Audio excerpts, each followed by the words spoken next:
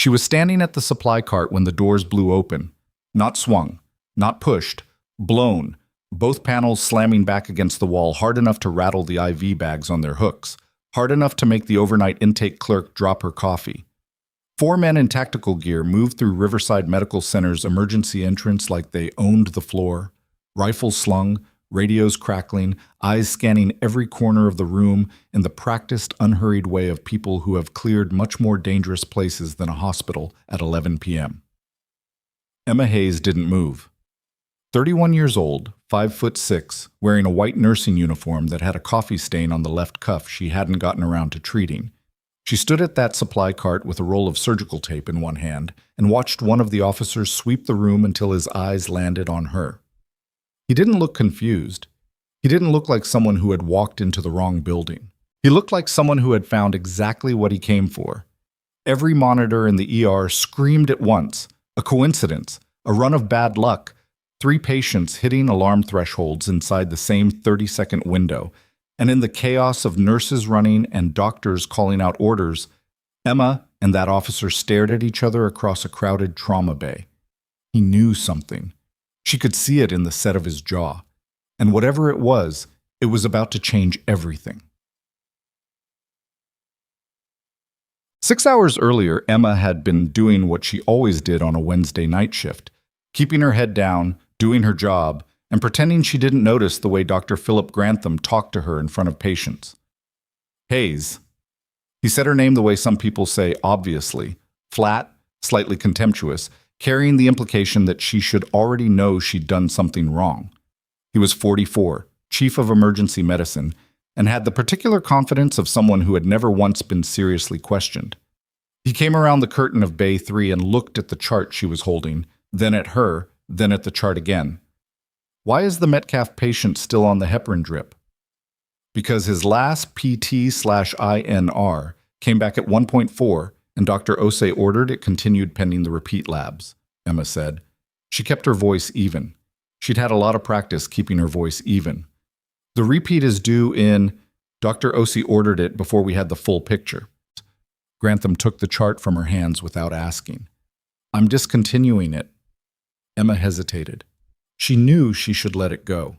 3 years at Riverside Medical had taught her exactly where the ceiling was for a staff nurse questioning a department chief, and she'd bumped her head on it enough times to know the shape of it by heart. But the Metcalf patient was 62, post-op day 2 from a FemPop bypass, and the heparin wasn't incidental. It was the thing standing between him and a graft occlusion. Dr. Grantham, she said carefully, the surgical team flagged him as high thrombosis risk. If we pull the drip before the repeat labs confirm, I'm aware of what the surgical team flagged. He was already writing on the chart, not looking at her. You're a nurse, Hayes. Document what I order. I understand that. I'm just saying that the protocol for post-bypass patients in this window specifically... He looked up. The look was short and thorough, the kind that was meant to make you feel small. You're just a nurse, he said. Stay in your lane. He said it quietly, which was almost worse than if he'd said it loud. Quiet meant he didn't think she was worth raising his voice at. Quiet meant she wasn't a threat worth acknowledging. She was furniture that had briefly developed opinions about the room. Emma stood there for 1 second, 2, and then she said, I'm going to document my clinical concern in the patient notes. Grantham shrugged and handed the chart back. Document whatever makes you feel better. Just make sure you execute the order. She did. She documented it carefully, precisely, in the measured clinical language she'd learned to use as a kind of armor. Nurse expressed concern. Early discontinuation of anticoagulation therapy in high-risk post-bypass patient. Physician aware. Order executed per MD instruction. She had a whole internal vocabulary for these moments. Language that meant I told you so, in writing, at this exact time without ever saying it out loud. The Metcalf patient was fine, as it turned out. His repeat labs came back clean and the graft held. She didn't get credit for raising the concern. She never did. The hospital had a particular social architecture that Emma had mapped out in her first month and never stopped noticing since. Riverside Medical Center was 12 floors of pale brick and reflective glass sitting on the eastern edge of Silver Creek, the kind of mid-sized city that called itself a community and meant it about 40% of the time. The hospital had 308 beds, a level 2 trauma designation, and an administration that had, in Emma's assessment, spent the better part of a decade confusing the appearance of quality with quality itself. At the top of the architecture was hospital administrator Clifton Marsh. He was 51, silver-haired, perpetually dressed in suits that cost more than Emma's monthly rent, and he moved through the hospital like a man who was always on his way to something more important than where he currently was. He had plaques on his wall and quotas in his head, and a way of talking about patient outcomes that made it sound like something that happened to revenue projections. Below Marsh came the department chiefs, Grantham in emergency, Dr. Sylvia Pratt in surgery, Dr. Roland Keyes in administration and compliance. Below them, attending physicians. Below them, residents. Below them, a long drop, and then nurses. Nurses were the people who noticed when something was wrong. Nurses were also the people least likely to be listened to when they said so. Emma had figured this out early. She'd adjusted. She did her job with a precision and a competence that she kept mostly quiet, because quiet was what got you through a shift without becoming a problem someone needed to manage. She made friends carefully. Dara Okonkwo, a charge nurse who had been at Riverside longer than almost anyone and had the institutional memory of a place that had outlasted 3 administrations. Miguel Castillo, an ER tech who could stabilize a scene with one hand and diffuse a combative patient with the other. She kept to herself about the rest. "You should say something," Dara told her once, back in November, after a particularly visible incident in which Grantham had corrected Emma's assessment of a pediatric patient's respiratory presentation in front of the child's mother, loudly, in a way that was less about clinical accuracy and more about establishing dominance. He'd been right about the diagnosis as it happened, but wrong about the mechanism. Emma's read on the underlying trigger had been correct, which the attending allergist confirmed 4 hours later. Nobody mentioned it. "Say something to who?" Emma asked. Dara thought about it. "Fair point," she finally said. That was November. By February, things had gotten worse. The incident that ended Emma's employment at Riverside Medical Center happened on a Tuesday afternoon, and it was, at its core, about a child named Abby Wren. Abby was 7 years old, brought in by her grandmother with a fever of 103.4 and a rash that the grandmother described as appearing all at once, like a sunburn that came from inside. Emma had triaged her within 10 minutes of arrival, and something about the presentation had put a cold wire of attention through her chest that she recognized and didn't ignore. The rash was petechial, small, pinpoint, dark red, and it didn't blanch when she pressed a glass against it. She knew what non-blanching petechiae meant. She knew what it meant in combination with a high fever and a child who had been, according to the grandmother, fine at breakfast and wrong by lunch. She put Abby on the highest priority and went to find whoever was running the floor. That turned out to be Dr. Roland Keyes, who was covering for a sick attending and was not, in Emma's private and carefully undisclosed opinion, someone who should have been covering anything more complex than paperwork. "I need you to look at this patient," Emma said. She had the chart. She had her assessment notes. 7-year-old, fever, non-blanching rash. "I think we need to rule out meningococcal septicemia before we do anything else." Keyes looked at the chart. He looked at it the way people look at things they've already decided aren't important. Temperature's elevated but not critical. Rash could be viral. Let's get a CBC and see where we land. "Dr. Keyes, the rash is non-blanching. I heard you, Hayes." He handed the chart back. "We'll do the blood work." "The blood work takes time we might not have. If this is what I think it is, we need ceftriaxone now, not after labs." "You think?" He said it like she'd made a grammatical error. "Run the labs. If the picture changes, we reassess." Emma stood very still. There was a version of herself that would have walked away at this point, documented it, covered herself, let the process work the way the process was supposed to work. But Abby Wren was 7 years old, and her grandmother was in the waiting room with her hands clasped together too tight, and the cold wire in Emma's chest had become a sustained alarm.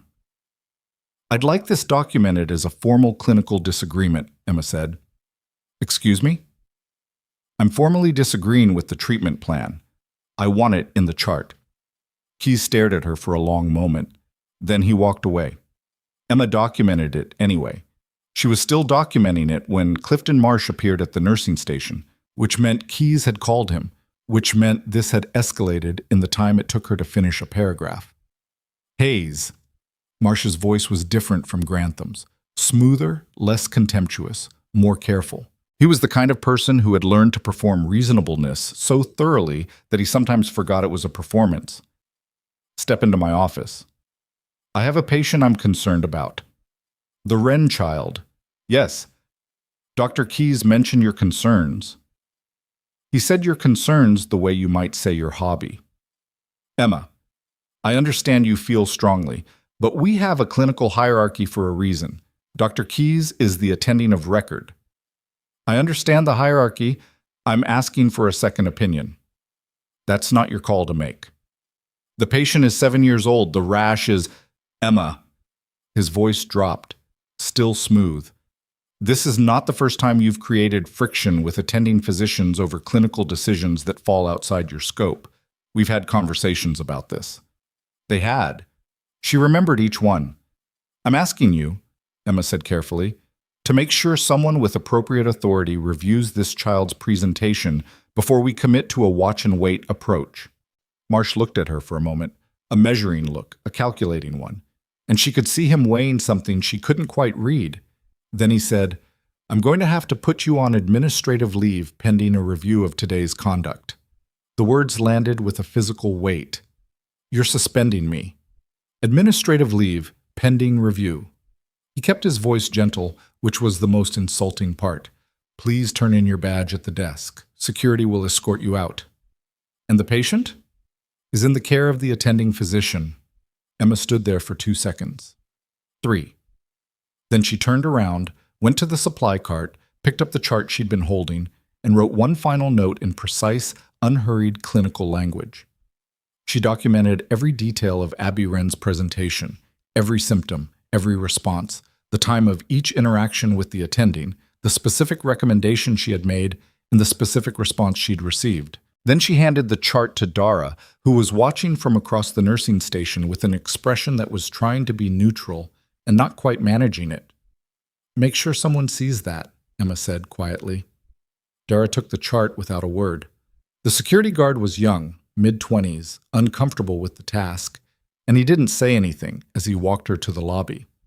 Emma didn't make it easier for him. She collected her bag from her locker, clipped her badge to the security desk with a sound that was more final than she'd intended, and walked out through the glass doors into a February evening that was gray and cold and smelled like coming rain. She sat in her car for a while. She didn't cry. She'd done enough of that early on when she'd first understood what kind of place she'd landed in. She'd used it up somewhere around the 4th month. She turned the heat on and drove home. 2 things happened in the next 18 hours. The first, Abby Wren was transferred to the ICU at 9 p.m. that same evening with a confirmed diagnosis of meningococcal septicemia. She was started on ceftriaxone, exactly the drug Emma had flagged, and spent 5 days in intensive care before being stabilized. She would recover fully, which was the outcome that mattered, and which was also a near thing that didn't have to be as near as it was. Emma found out through Dara, who texted her at 10:17 p.m. with a message that was just, "You were right. Kids in ICU wanted you to know." Emma read it twice and then set her phone face down on the kitchen counter and stood there for a while. The second thing that happened was quieter and stranger. At 2 a.m., she got a call from an unidentified number. She almost didn't answer. Late-night unknown calls were never good, but something made her pick up. Silence on the line. Then, "Emma Hayes?" A male voice, low and precise. "Who is this?" "Someone who needs to confirm you're available." A pause. "There may be a situation developing. We may need your skill set." She sat up. "I'm sorry, what skill set? Who am I speaking with?" But the call was already dead. She held the phone for a long time after that. Skill set. Not nursing, not medical experience. Skill set. There was only one context in which that word meant what she thought it meant. She put the phone down and didn't sleep. The next evening, her second night off, officially suspended, waiting for a review process that Marcia's email had suggested could take up to 3 weeks. Emma drove to the hospital out of something she couldn't name. Not to go in. She knew she couldn't go in. She just ended up in the parking lot, engine running, watching the lights in the emergency bay. She'd been at Riverside for 3 years, and she'd spent most of it being smaller than she was. Quieter. More contained. She'd had reasons for that. Good reasons. Clinical reasons. Reasons she kept in a locked mental compartment that she rarely opened. The version of herself that had been an Army combat medic attached to a special operations unit in a country she'd agreed never to publicly name was a version she'd retired deliberately, carefully, and on terms she'd negotiated herself. She hadn't come to Silver Creek to be a hero. She'd come to be invisible. She was watching the ambulance bay when the call came in on the hospital scanner she kept in her car. A habit, not a strategy. And she heard the phrase gunshot wounds. Multiple. Government contractor and the words critical, unresponsive, and then an estimated ETA of 4 minutes. She was already reaching for the door handle before she'd consciously decided anything.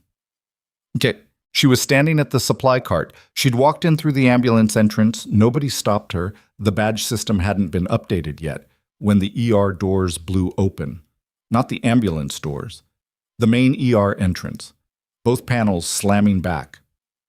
4 men in tactical gear moved through the space with the particular economy of people who've done this before, in worse places. Rifles slung, but not slung casually. Radios active, eyes moving. The ER was already in controlled chaos from a rush of cases, 2 MVAs, a pediatric fever, an elderly man with chest pain in Bay 4, and the arrival of armed personnel added a layer of something that wasn't quite panic but was adjacent to it. The overnight intake clerk knocked her coffee onto the floor. A resident coming around the corner from radiology stopped short and pressed himself against the wall.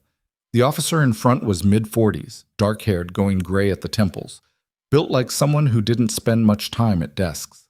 He scanned the room with the systematic thoroughness of training, and his eyes moved across the nursing station, the trauma bays, the supply area, and landed on Emma. He didn't look confused. He didn't look like someone scanning for threats and dismissing her as a civilian. He looked like someone who had a specific target and had just acquired it. Every monitor in the trauma bay chose that exact moment to alarm, 3 at once, a cascade of shrieking tones that sent 2 nurses running and a resident shouting for a crash cart. And in that sudden noise and motion, Emma and the officer stared at each other across 40 feet of linoleum. She knew, with a certainty she couldn't quite account for, that this was connected to the call at 2 a.m., that whoever he was, he hadn't arrived here by accident. She also knew, with a different kind of certainty, that somewhere behind those ambulance doors was a patient in a condition that the Riverside ER physicians were not going to handle correctly. She straightened up, squared her shoulders. The officer said something into his radio without breaking eye contact with her. And then the ambulance doors opened and everything changed. The ambulance doors opened and the gurney came through fast, 2 paramedics running it, one of them calling out vitals in the clipped, breathless rhythm of someone who had been calling out vitals for the past 12 minutes and was running out of good news to report. Male, approximately 40, multiple GSWs, 2 to the left lateral thorax, 1 to the right shoulder, 1 grazed to the neck. BP 60 over palp, heart rate 142 and climbing, O2 sat 78 on high flow. He's been in and out since pickup, lost him once in the rig, got him back. The ER charge nurse, a heavy-set man named Terrence, who Emma had worked beside for 2 years, moved to intercept the gurney on instinct, then pulled up short when he registered the tactical personnel fanning out around the bay. "What is—" "Get your trauma team," one of the officers said. Not a request. Terrence turned and started shouting names. Emma moved without deciding to move. She was at the gurney before the paramedics had finished transferring the patient to the trauma bay table, and she had her hands on him before anyone told her she could. One hand finding the wound site on the left lateral thorax, the other pressing 2 fingers to the carotid to get her own read on the pulse. It was there. Thready and fast and wrong in a particular way she recognized from a context nobody in this building would have expected her to have. The patient was dark-haired, maybe 42, 43, with the kind of build that came from serious physical maintenance and the kind of injuries that came from not being far enough away from something very bad. His shirt had been cut away in the rig. 3 of the 4 wounds were visible. The shoulder entry was relatively clean, the neck graze was ugly but superficial, and the 2 lateral thorax wounds were the problem. She could see the problem without touching it. The left side of his chest was moving wrong, not the rattling, bubbling wrongness of a hemothorax, though that was likely too. Something more mechanical. The intercostal muscles on the left were barely contributing. He was breathing on the right and compensating badly. She pressed carefully along the lateral chest wall and felt what she'd feared. Tension pneumothorax. Developing. Not fully evolved yet, but the trajectory was clear, and the trajectory ended in cardiac arrest within, she calculated quickly, 8 to 12 minutes if nothing changed. Dr. Grantham arrived. Of course it was Grantham. He was the chief of emergency medicine, and it was his department, and he came in with the particular velocity of someone who had been paged with the word tactical and had made assumptions about what that would mean for his resume. He took one look at the patient, one look at the officers positioned around the bay, and his posture shifted into the performance mode she'd watched him adopt for difficult cases. Chest out, voice carrying, the bearing of a man making decisions. Okay, let's move. Trauma activation. Get me a chest x-ray, bilateral IVs. Push 2 liters saline. He doesn't have time for a chest x-ray, Emma said. Grantham turned. He registered her presence with visible surprise that curdled almost immediately into something harder. Hayes, you're suspended. You need to leave this. His left chest is not moving symmetrically. Trachea's shifting right. He has a tension pneumo developing, and you have maybe 10 minutes before it arrests him. She kept her voice flat and precise and looked him directly in the eye. Order a needle decompression now, or let me do it. You don't have clinical authority in this, doctor. The officer who had made eye contact with Emma across the bay stepped forward. He was close enough now that she could read his rank insignia, Lieutenant Colonel, and the name tape on his chest, Rourke. His voice was not loud. It didn't need to be.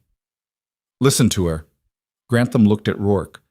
Something in Rourke's expression, or maybe just his bearing, the absolute absence of any inclination to negotiate, made the next few seconds move differently than they might have otherwise.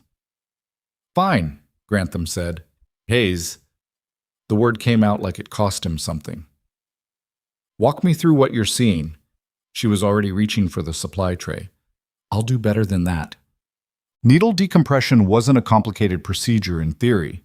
Second intercostal space, midclavicular line, 14-gauge angiocatheter, advance until you hear the rush of air. Emma had done it 11 times in her life. 8 of those times had been in conditions significantly worse than a fully equipped trauma bay, which meant her hands were steady in a way that Grantham's, she noticed, were not quite. The rush of air came at the right moment. The patient's O2 sat, which had been sliding toward 68, stopped dropping. The tracheal deviation, visible now that she was looking for it, a subtle but definitive rightward shift, began to correct. Get me a chest tube setup, Emma said to the nearest tech. He needs a definitive drain on the left, and we need to image the right side before we assume it's clean. I'm the attending physician, Grantham said tightly. Then attend. She stepped back just slightly, giving him the space to take over the procedure while keeping herself close enough to intervene if he missed something. It was a calculated move, preserving his authority in front of his staff while making absolutely sure the patient didn't pay for the politics of the moment. Grantham stared at her for 1 second. Then he turned to the team and started giving orders that were, she noted with grim relief, the right ones. The chest tube went in. The imaging confirmed what she'd suspected.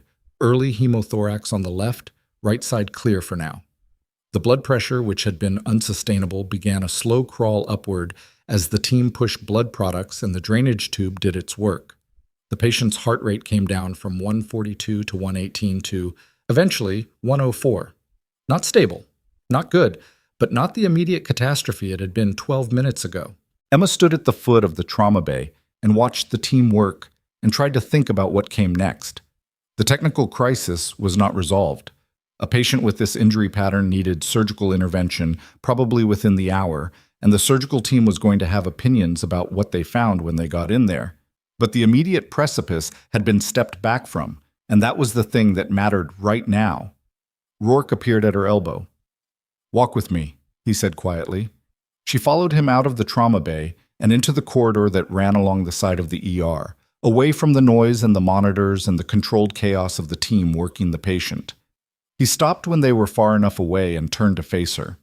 Up close, he was older than she'd initially read, probably 48, 49, with the kind of face that had been weathered by specific kinds of stress rather than ordinary time. There was a scar along his left jawline that she recognized as old shrapnel, not surgical. "You know who he is?" Rourke said. It wasn't a question. "I know what he is," Emma said. "The wounds are consistent with someone who was in a controlled environment that stopped being controlled. 2 of the GSWs have entry angles that don't match a random attack. Someone was above him or he was below cover. The neck graze is incidental. That one wasn't aimed." Rourke looked at her for a moment. "His name is David Solis. He's a federal intelligence operative. He was running an extraction that went sideways approximately 3 hours ago." He paused. "He asked for you by name." She went still. "He doesn't know me. He knows you as Sergeant Hayes from Carvar." The word landed in her chest like something physical. She hadn't heard that name in 4 years. She'd worked very hard not to hear that name in 4 years. Carvar was a village. A valley, technically, a narrow geographic depression in a mountainous region that officially didn't exist in any operational report she'd ever been allowed to read. 14 months before she'd separated from the Army, she had spent 7 hours in that valley keeping 5 people alive while waiting for extraction that had been delayed by a communications failure, and then by weather, and then by a third thing she'd never been officially told and had stopped asking about. She'd done things in that valley that she had filed away in the same locked compartment as her entire military career. Things that had worked. Things that had been necessary. Things that the Army had subsequently classified at a level that meant the events officially hadn't happened. Which was fine with Emma because she had genuinely not wanted them to have happened. "He was one of the 5, she said. "Not a question either." "No, he came in afterward. He was the debrief officer." Rourke held her gaze. "He wrote the classified commendation, the one you never received formally because the operation didn't exist officially." Emma processed this. Around them, the hospital made its ordinary sounds. Distant alarms, PA system, the controlled noise of a working ER, and she stood in the corridor with this man who knew about Carvar and tried to think clearly. "Why is he here?" she asked. "In Silver Creek, why this hospital?" "That," Rourke said, "is a question with a complicated answer. The short version is that he was following something connected to this institution." He let that sit. "We've been watching Riverside Medical for 6 weeks." She looked at him. "Watching it for what?" He didn't answer immediately. In the trauma bay behind them, Grantham was calling for the surgical team, and she could hear the organized urgency of the trauma response shifting into the pre-surgical phase. Solis was alive. He was going to the OR within the hour. "Let's talk about what you saw here," Rourke said. "Before tonight, what you know about how this place operates." She talked. She hadn't planned to. She'd spent 3 years carefully not talking, carefully containing and documenting and working within whatever process was available to her. But Rourke listened in a particular way that made her realize he wasn't gathering new information so much as confirming information he already had. He asked about specific incidents. He knew the dates better than she did. He asked about the Metcalf patient. He asked about Abby Wren, by name, and the specificity of that made the hair on the back of her neck stand up. "How do you know about the Wren child?" she asked, because her case appears in a pattern we've been tracking. He had a tablet out now, encrypted, she noticed, military-grade casing, and he was scrolling through something she couldn't quite see. Incidents where clinical staff raised safety concerns, were disciplined or terminated, and where the patient subsequently experienced adverse events that were documented differently in official hospital records than in the original intake notes. She processed that slowly. "You're saying the records were changed?" "I'm saying the records in at least 4 cases show significant discrepancies between initial nursing documentation and final attending sign-off. The initial notes in each case were filed by staff who were subsequently put on administrative review or terminated." He looked up from the tablet. "You filed a formal clinical disagreement on the Wren case." "Yes." "That note still exists in the system. It shouldn't..." Under normal document management protocols, a note like that gets reviewed and closed within 48 hours. Yours was archived differently. Someone moved it. He paused. We think that was deliberate. Someone in this hospital is preserving evidence they believe they might need later. She sat with that for a moment. Or someone is protecting themselves by having a paper trail that shows the concerns were raised. Also possible. He didn't seem troubled by the ambiguity. Either way, your documentation is part of a picture that federal investigators have been assembling for 6 weeks. What happened to you today, the suspension, accelerated a timeline we were already working. I was suspended because I pushed back on a clinical decision. She heard something hard creep into her voice and didn't try to smooth it. Not because of any federal investigation. You were suspended, Rourke said carefully, because you became a liability to people who are managing a system of concealment. Whether they knew that's what they were doing or just felt it instinctively. He shrugged slightly. The result was the same. Yet, she was still sitting with all of this when the shouting started. It came from the direction of the main ER entrance, raised voices, the specific register of institutional authority being challenged. Emma and Rourke moved together, back toward the trauma bay, and she rounded the corner to find Clifton Marsh standing at the edge of the nursing station in a suit he had clearly put on very quickly, because the collar wasn't quite right and there was something off about the jacket. He was facing 2 of Rourke's officers, and his voice had lost its characteristic smoothness. This is a hospital, Marsh was saying. You cannot simply deploy armed personnel in a clinical environment without… Mr. Marsh. Rourke's voice was quiet in a way that filled the room. Step back, please. Marsh turned. He saw Rourke. Then he saw Emma standing beside Rourke in a suspended nurse's uniform in his emergency room, looking at him from behind the shoulder of a man with a lieutenant colonel's insignia and tactical gear. Something shifted in Marsh's face. Not guilt. Not yet. Not visibly. But something that adjacent to recognition. The look of a person who has been running a calculation in the back of their mind for a long time and just heard the number come up wrong. Hayes.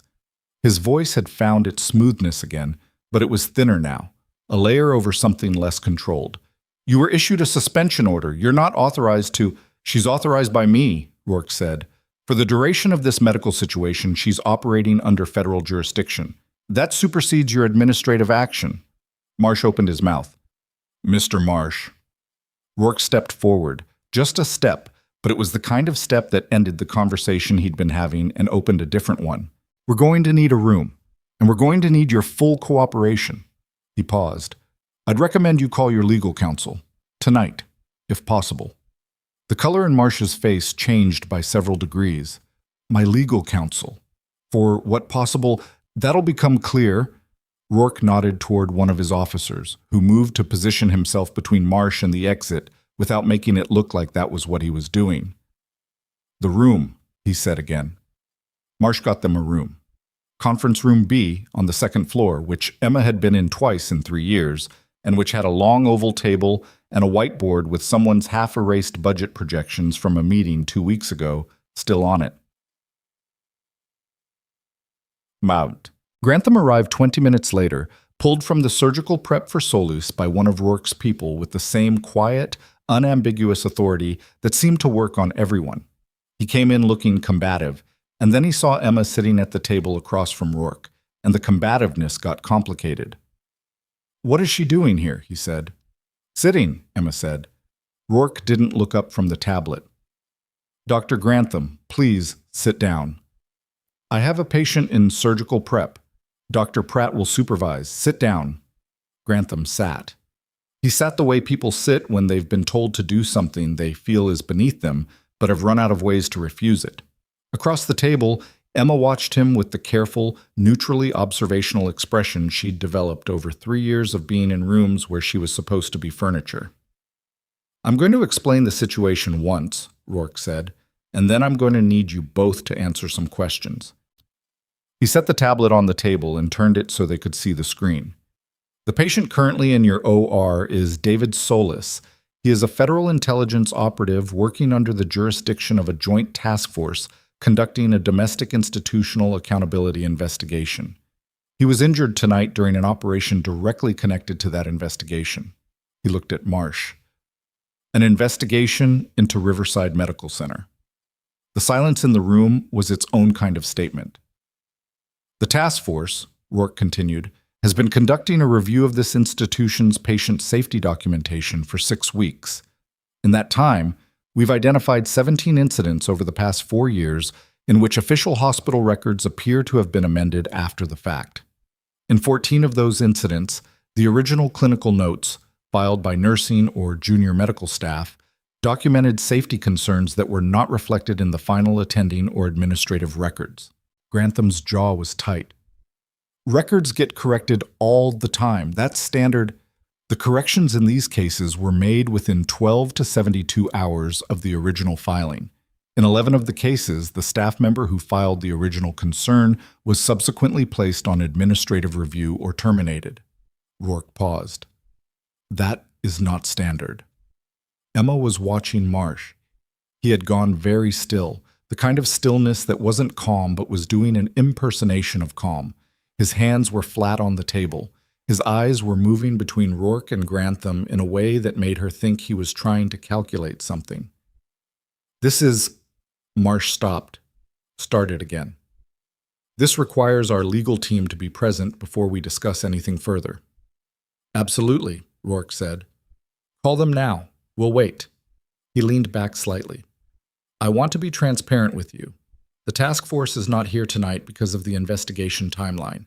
We're here because Mr. Solis's injury tonight occurred in the context of gathering evidence related to this hospital, and because the hospital's own suspended clinical staff appears to have just prevented his death.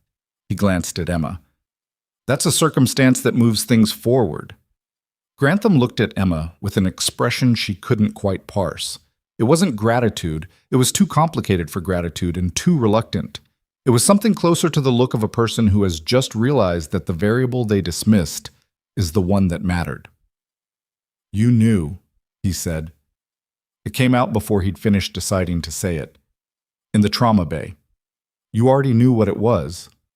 Emma held his gaze. I've seen it before. Where? He said it like he was actually asking. Not rhetorical, not dismissive, just asking. She didn't answer.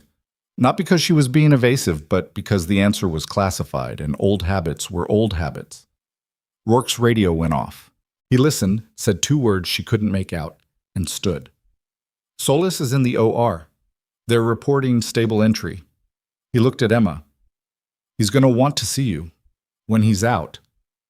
I'm not sure I'm the person he thinks I am, Emma said. Rourke picked up his tablet. You're exactly the person he thinks you are. That's the problem for some people in this room, and the solution for others. He walked out. One of his officers stepped into the doorway to fill the space he'd vacated, and Marsh reached for his phone with hands that weren't quite steady, and Grantham sat across from Emma in silence that had gone from hostile to something more ambiguous and harder to name. She got coffee from the machine in the second-floor corridor because there was nothing else to do while Solis was in surgery and Marsh was on the phone with lawyers, and Rourke's team was doing things she wasn't being told about. The machine dispensed something that was technically coffee the way a gas station was technically a travel destination. She drank it standing up, looking out the window at the Silver Creek skyline, modest, low, the kind of city that didn't announce itself, and tried to think about Carvar without thinking about Carvar. David Solis had been the debrief officer. She remembered a face across a table, in a temporary facility that no longer existed, asking questions in the careful, non-leading way of someone trained to extract accurate information without contaminating it. She hadn't thought about his face in 4 years. She'd worked at that, the not thinking. The 5 people she'd kept alive in that valley, she thought about them sometimes, not obsessively, not in the way that constituted a clinical problem, but occasionally, in the specific way that you think about the moments in your life when the gap between what happened and what almost happened was narrow enough to see through. One of them had been 19.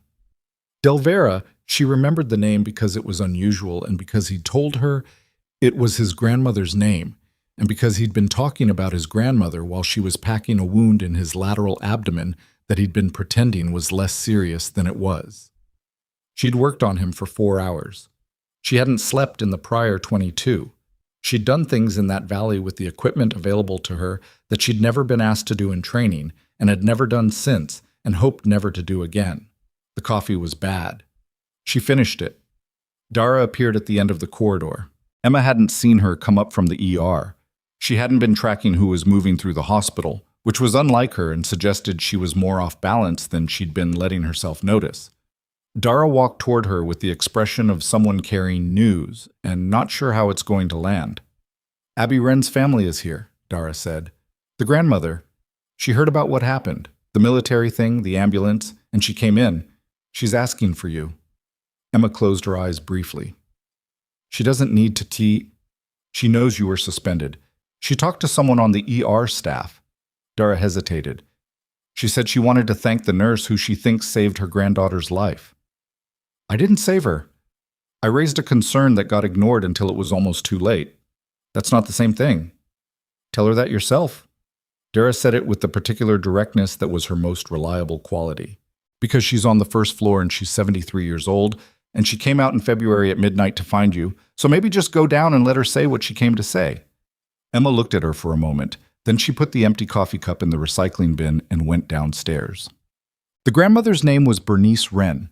She was small and angular and wearing a coat that was slightly too large, and she stood up when Emma came into the family waiting area with a directness that made her seem larger than she was. She took Emma's hands in both of hers and held them. She didn't say anything for a moment.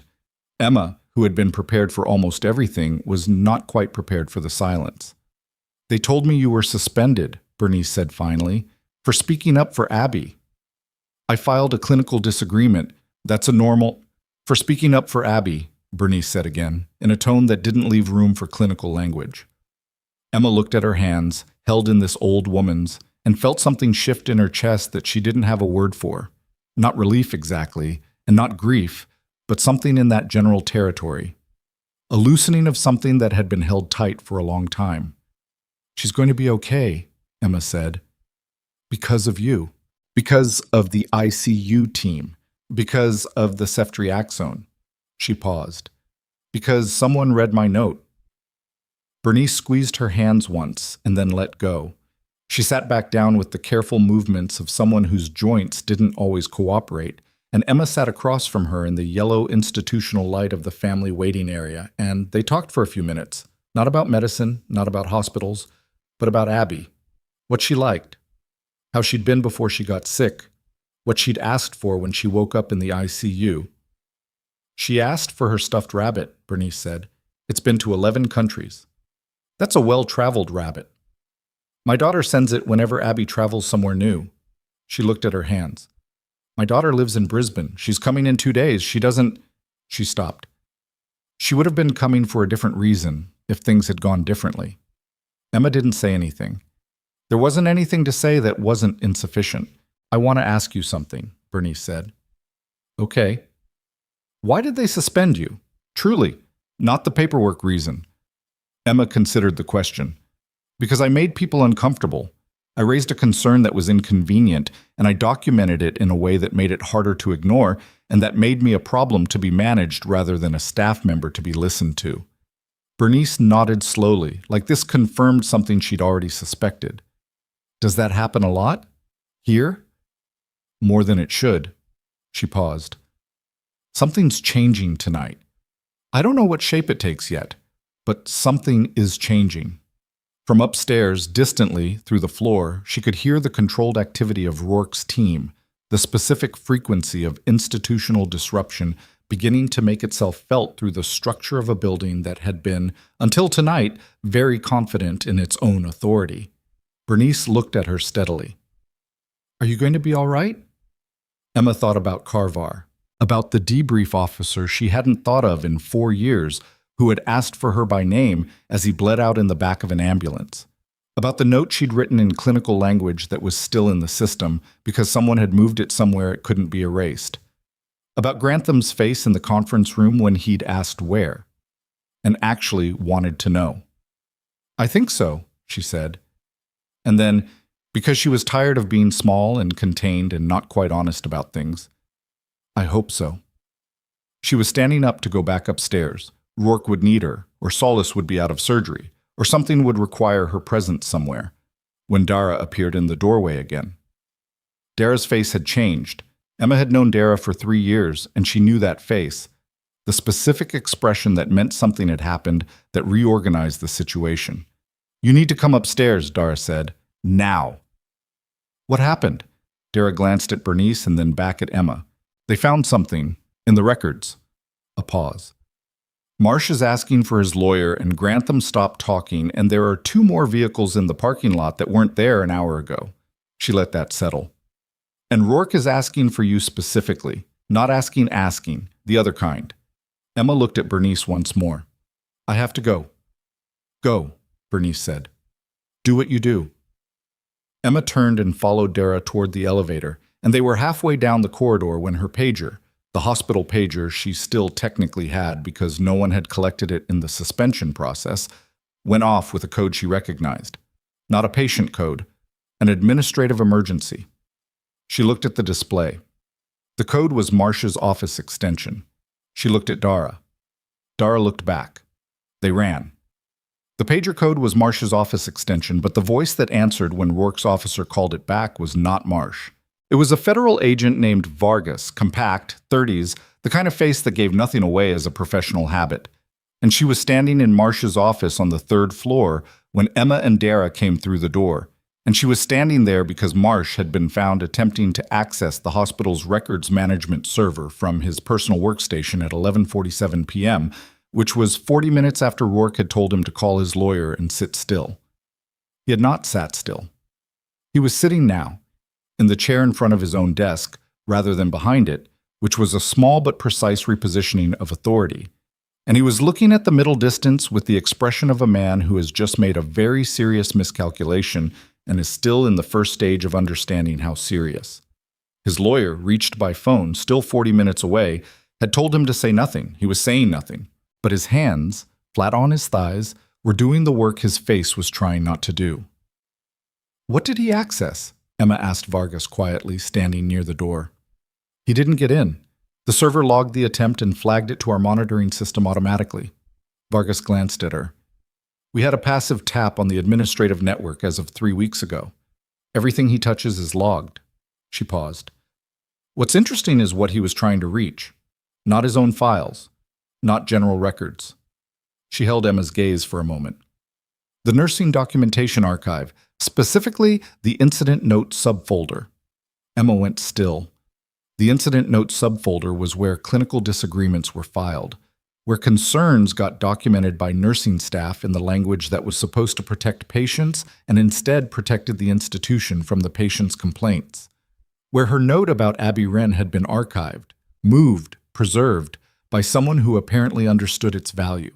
"He was trying to delete them," Emma said, "or someone specific was trying to confirm they were still there." Vargas let that sit. Either way, the attempt is now evidence of consciousness of guilt, which is a useful thing for us to have. She looked at Marsh with the flat professional assessment of someone cataloging an asset. "Mr. Marsh has been advised of his rights. He's waiting for counsel." Dara had stopped in the doorway and was watching all of this with her arms crossed and her expression carefully arranged. She caught Emma's eye and they shared a look that didn't need words.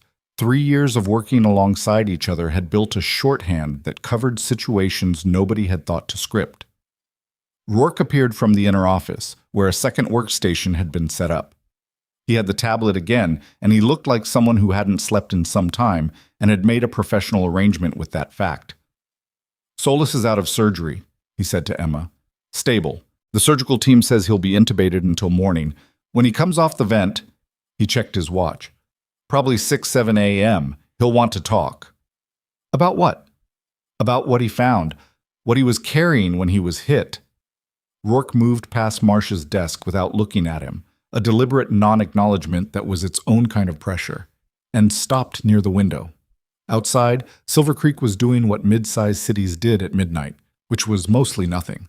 A few lit windows and the amber wash of streetlights, and the distant signal of a freight train crossing somewhere east of downtown. He had a drive on him, encrypted. Our tech team is working it now. "What's on it?" "We believe it's a complete copy of the altered records. The originals and the amended versions time-stamped, with metadata intact. He looked at her. If that's what it is, it's the primary evidence for the case. It's also the reason he was attacked tonight. He paused. Someone knew he had it. Someone in a position to know what he was doing and when. Emma looked at Marsh. Marsh was still staring at the middle distance. His hands had gone from flat to slightly clenched. Someone inside the hospital, she said. That's the working assumption. The room was quiet for a moment, except for the sound of Vargas typing something on the workstation and the distant hum of the building's HVAC system and whatever was happening in Marsh's head, which was not quiet at all, she suspected. I need to walk, Emma said. Not dramatically. She just needed to move. Her body had been in controlled response mode for 3 hours, and it needed to do something that wasn't stand in a room and absorb information. Rourke nodded. Stay in the building. We may need you fast. She went. The hospital at midnight had a different quality than the hospital at 7 p.m. The volume was lower, but the tension was different. Less of the ambient stress of a full-staffed, fully operational ER, and more of the specific, brittle quiet of a place that knew something was wrong but didn't yet know the shape of it. Emma walked the corridor on the 3rd floor and then took the stairs to the 4th, where the administrative offices were dark and empty, and then down to the 2nd, where the surgical wing's waiting area had 2 people in it, a middle-aged man asleep in a chair and a younger woman who was not asleep, who was staring at a vending machine with the unseen intensity of someone who had been waiting for a long time. She didn't stop. She kept moving. She was on the stairs between the 2nd and 1st floors when Miguel Castillo found her. He was coming up while she was going down, and they almost collided on the landing, and he grabbed the railing and looked at her with the expression of someone who had been trying to locate her for a while. There you are, he said. Okay. There are things happening that nobody is explaining to the ER staff, and Terrence is managing it, but barely, and there are 2 federal agents at the nursing station, and someone told me you were suspended, but you're clearly not suspended. And he stopped, regrouped. Are you okay? Emma looked at him. Miguel Castillo was 34 years old and had been an Army medic before he'd become an ER tech, which was something she'd known from his 2nd week on the job and had never mentioned because it wasn't relevant to anything that needed mentioning. He had the competence and the particular situational awareness of someone whose training had been in environments where situational awareness was the difference between going home and not going home. The patient who came in tonight, she said, the tactical one. Yeah. He's stable. He's in surgical recovery. She looked at him steadily. There are things happening that I can't fully explain yet, but the short version is that this hospital has a problem, and tonight is when the problem becomes visible to people who can do something about it. Miguel processed this with the economy of expression she'd always respected in him. The records thing. She felt something cold move through her. What do you know about the records thing? I don't know anything specific. I know that twice in the past year I filed incident reports, and they came back to me with corrections I didn't make. He said it simply, without drama. I refiled both times. The second time I was told the original had been superseded. I kept copies. He looked at her. I kept them at home. She stared at him. You have copies. Physical, printed, because I didn't trust the system and I didn't know who to give them to, so I just kept them. He shrugged with one shoulder. I'm a paranoid person. It's a documented personality trait. Emma thought about Rourke's team in Marsh's office and the encrypted drive and the 17 incidents and the time-stamped metadata and the careful, methodical architecture of an investigation that had been building for 6 weeks. Miguel, she said, you need to come upstairs with me. Amasem. Rourke looked at the printed incident reports. The way you look at something you expected to find and are still surprised to find, a relief tempered by the weight of what it confirmed. He had Miguel sit down and asked him questions in the same careful, non-leading way that Solis apparently used in debriefs, and Miguel answered them with the precision of someone who had been carrying this information in a state of suspended uncertainty for months and was relieved to finally give it to someone who knew what to do with it. The 2 incidents Miguel had documented were not on Rourke's original list of 17. They were 18 and 19. Vargas photographed the documents and logged them into evidence, and Miguel signed a statement and then sat back in his chair and looked at the ceiling with the expression of someone who has just set down something heavy. "They're going to fire me," he said. "You're protected under federal whistleblower statute as of tonight," Rourke said.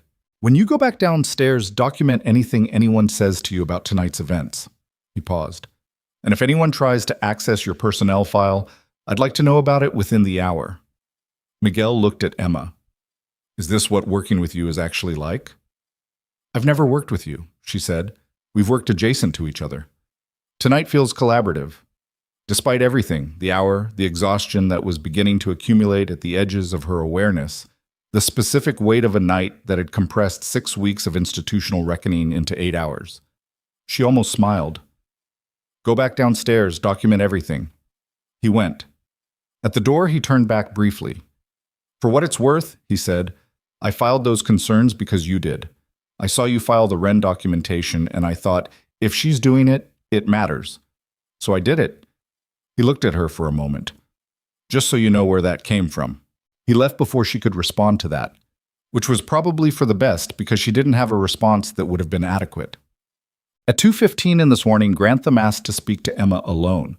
Rourke permitted it, monitored technically, because everything in the building was monitored now, but alone in the sense of no additional personnel in the room. They used a small consultation space off the second-floor corridor, and Grantham came in without his usual posture, which was the most unsettling thing about him. He was still in his attending's coat, but it was rumpled and he'd undone the top button of his collar, and he looked, for the first time since she'd known him, like a person rather than a performance of a department chief. He sat down. She sat across from him. Neither of them said anything for a moment. "I need you to understand," he started, "that I didn't know the records were being changed." Emma watched him. "Okay." "I knew the administrative review process was... I knew concerns weren't always followed up the way they should be. I knew staff got managed out when they created friction. I thought that was..." He stopped. "I thought that was just how institutions work. I didn't think about it beyond that." "That's a choice," she said. "Not thinking beyond that is a choice." He didn't argue. That was interesting. "The Wren case," he said. "Keyes called Marsh directly. I found that out tonight. Rourke showed me the phone records. Keyes called Marsh before he came and suspended you, and Marsh told him to manage the situation." He looked at his hands. "I didn't know that. If you'd listened to me about Abby Wren, Keyes wouldn't have needed to call anyone." The words landed. She watched them land.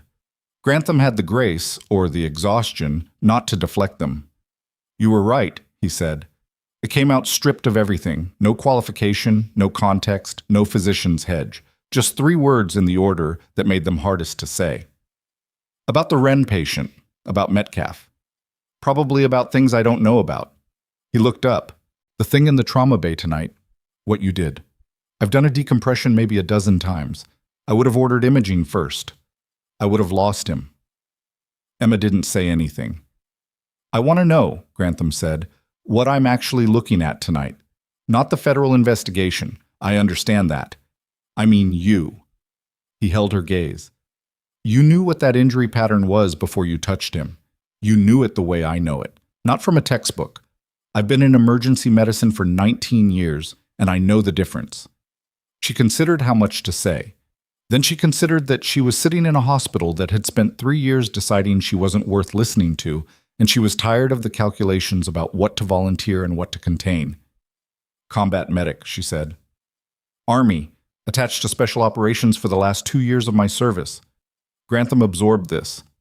"That's not on your CV." "No, it's classified." She paused. "The work I did is classified. The record that exists is generic. A lot of what I know, procedurally, clinically, came from situations that don't have official documentation." "And tonight's patient, you knew him." "I knew of him. He knew of me." Grantham sat with that.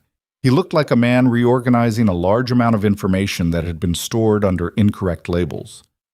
"When you raised the concern about Metcalf," he said slowly, "and I told you to stay in your lane, you don't need to reconstruct it." "I want to." His voice was flat, not defensive. "I said it like it was a factual statement, Like your lane was a fixed thing I had accurate information about. He looked at her steadily. I didn't have accurate information about anything relevant to you. Emma looked at the wall. It was a beige wall with a framed patient rights poster that nobody had updated in several years, and it was the least interesting wall she had ever looked at, and she looked at it because she needed a moment where nobody was watching her face. The system, she said finally, trained you to use that phrase and trained me to absorb it. Neither of us invented it. It predated us both. She looked back at him. That doesn't make it not harmful, but it means the accountability is bigger than just you. Grantham nodded once, slowly. I'm going to be asked to provide testimony about administrative practices, about the review process for clinical concerns. He paused. I'm going to tell them what I know, which isn't as much as it should be, but it's honest. That's a start, she said. She meant it. It wasn't forgiveness. She hadn't decided about forgiveness, and she wasn't sure it was hers to give anyway. But it was an acknowledgement that something was trying to shift, even if the shifting was imperfect and 3 years late. Though, at 4 a.m., the drive that Solis had been carrying decrypted. Rourke summoned Emma back to the third floor, not because she needed to see it firsthand, but because, he said, she was going to be asked about the contents in a formal proceeding, and he wanted her to have context. Vargas walked her through it on a secondary screen, while 2 federal tech agents worked the primary. The drive contained what Rourke had believed it would contain. It contained it in full. 231 patient incident records spanning 4 years, in 2 versions each. The original version, the clinical documentation as initially filed, and the amended version, as it existed in the hospital's official record system. The metadata on each pair showed the timestamp of the original filing and the timestamp of the amendment, along with a user ID that corresponded, in every case Vargas had checked so far, to one of 3 administrative accounts. One of those accounts belonged to Marsh. One belonged to Keyes. The third belonged to Dr. Sylvia Pratt, chief of surgery, who was currently at home and had no idea that her name was appearing on a federal evidence drive at 4 in the morning. Emma stood in front of the screen and read the records one by one. Not all 231. There wasn't time, and she didn't have the clearance for some of the associated materials, but the ones Vargas flagged for her. 7 nursing clinical concerns, amended to remove the original language and replace it with attending physician-approved documentation that recharacterized the presentation, the assessment, the recommended course of action. In 5 of the 7 cases, the patient subsequently experienced an adverse event. In 2 of those 5, the adverse event was severe. She read the names. She didn't know most of them. They were people who had come to this hospital and trusted it and encountered a system that was running 2 parallel processes, one visible, one not. And the invisible one was cleaning up after the visible one to protect something that had nothing to do with patient welfare. The financial picture, Vargas said, is still being assembled, but the working theory is that the record amendments were being used to suppress liability exposure. Documented clinical concerns create a paper trail that plaintiffs' attorneys can use in malpractice actions. If the concern doesn't appear in the official record, if it's been replaced with documentation showing the attending's judgment was unchallenged, the liability position of the institution changes significantly. Emma looked at the screen. They were doing this to avoid lawsuits. To suppress evidence that would support lawsuits? Yes. And in some cases, to avoid regulatory review. The State Health Commission reviews incident reports as part of their oversight function. If the report doesn't reflect a safety concern, it doesn't trigger a review. And Solis found all of this. Solis had access to the altered records through a separate investigation that's above my pay grade to explain fully. He was in the process of copying and transmitting the original versions, which he'd obtained through a source inside the hospital, when he was intercepted. Vargas looked at her. The source is someone who had been quietly preserving originals for 2 years. We don't have a confirmed identity yet, but the access pattern suggests... She stopped. It suggests nursing staff, senior, with long institutional history. Emma thought of Dara, of the way Dara had taken the Wren chart from her hands, of Dara's careful, neutral expression when things happened that Dara was watching very closely, of Dara, who had been at Riverside longer than anyone and who had, Emma now suspected, a much more precise understanding of what was wrong here than she had ever let show. She went to find Dara. Dara was in the ER break room, alone, with a cup of tea going cold in front of her. She looked up when Emma came in, and her expression did something complicated that resolved into a kind of resigned calm. "They figured it out," Dara said. Not a question. Emma sat down across from her. "Were you the source?" Dara looked at her tea. "I've been here 14 years, she said. "I watched them change the first record in the second year. I recognized it because I had filed a concern. Not mine, another nurse's. I was charged that day. And when I pulled the chart the next week to follow up, the language was different. Not wrong exactly, just different, softer, missing the specificity." She looked up. "I started keeping copies after that. Not because I had a plan, because I didn't know what else to do." "Dara? I know." She wrapped her hands around the cup. "I should have gone to someone sooner. I should have gone to the state commission or an attorney or someone. But every time I got close to doing it, I thought about what happens to people in this building who make noise, and She stopped. "I kept the copies, and I waited for something. I didn't know what I was waiting for." 2 years ago, Emma said carefully, "someone approached you." Dara looked at her for a moment, then, "He said he was doing a background review for a federal contract the hospital was bidding on. He asked to see supporting documentation for several incidents. I gave him copies." She paused. "He came back 3 times. I didn't ask questions after the first visit." "That was Solis. I didn't know his name. I still don't, officially." Dara looked at her hands. He's stable. He's in surgical recovery." Some of the tension in Dara's shoulders released. "I need to talk to them," she said. "The federal people." "Yes." "Tonight?" "I think so." Emma looked at her steadily. "You're protected, Dara. What you did, the preservation, the cooperation, that's whistleblower activity under federal statute. Rourke's team knows what they're doing. And when Marsh finds out it was me..." Emma thought about Marsh sitting in front of his own desk with his hands clenched on his thighs, waiting for a lawyer who was 40 minutes away. "Marsh is going to have other things to think about." Dara nodded, slowly. Then she looked at Emma with an expression that was direct in a way she hadn't been direct before, stripped of the careful neutrality, the professional management of her own reactions. "They were wrong about you," she said. "All of them. Every time they talked to you like you were nothing." She paused. "I should have said that out loud before tonight." Emma held her gaze. "You preserved the records. That mattered more than anything you could have said. It shouldn't have been the only option." Her voice was quiet but not soft. "It shouldn't have gotten to a point where the only thing I could do was save paper in a filing cabinet at home and hope something happened." She was right. Emma didn't argue with it. "Come upstairs," she said. "Tell them what you know."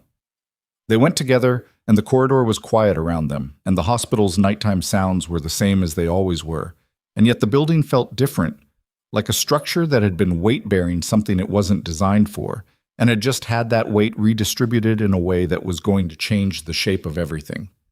At the stairwell, Emma's pager went off again. She looked at the display. Surgical recovery. Bay 7. One word typed by whoever was managing the post-op monitoring system, logged at 4:22 a.m. The word was awake.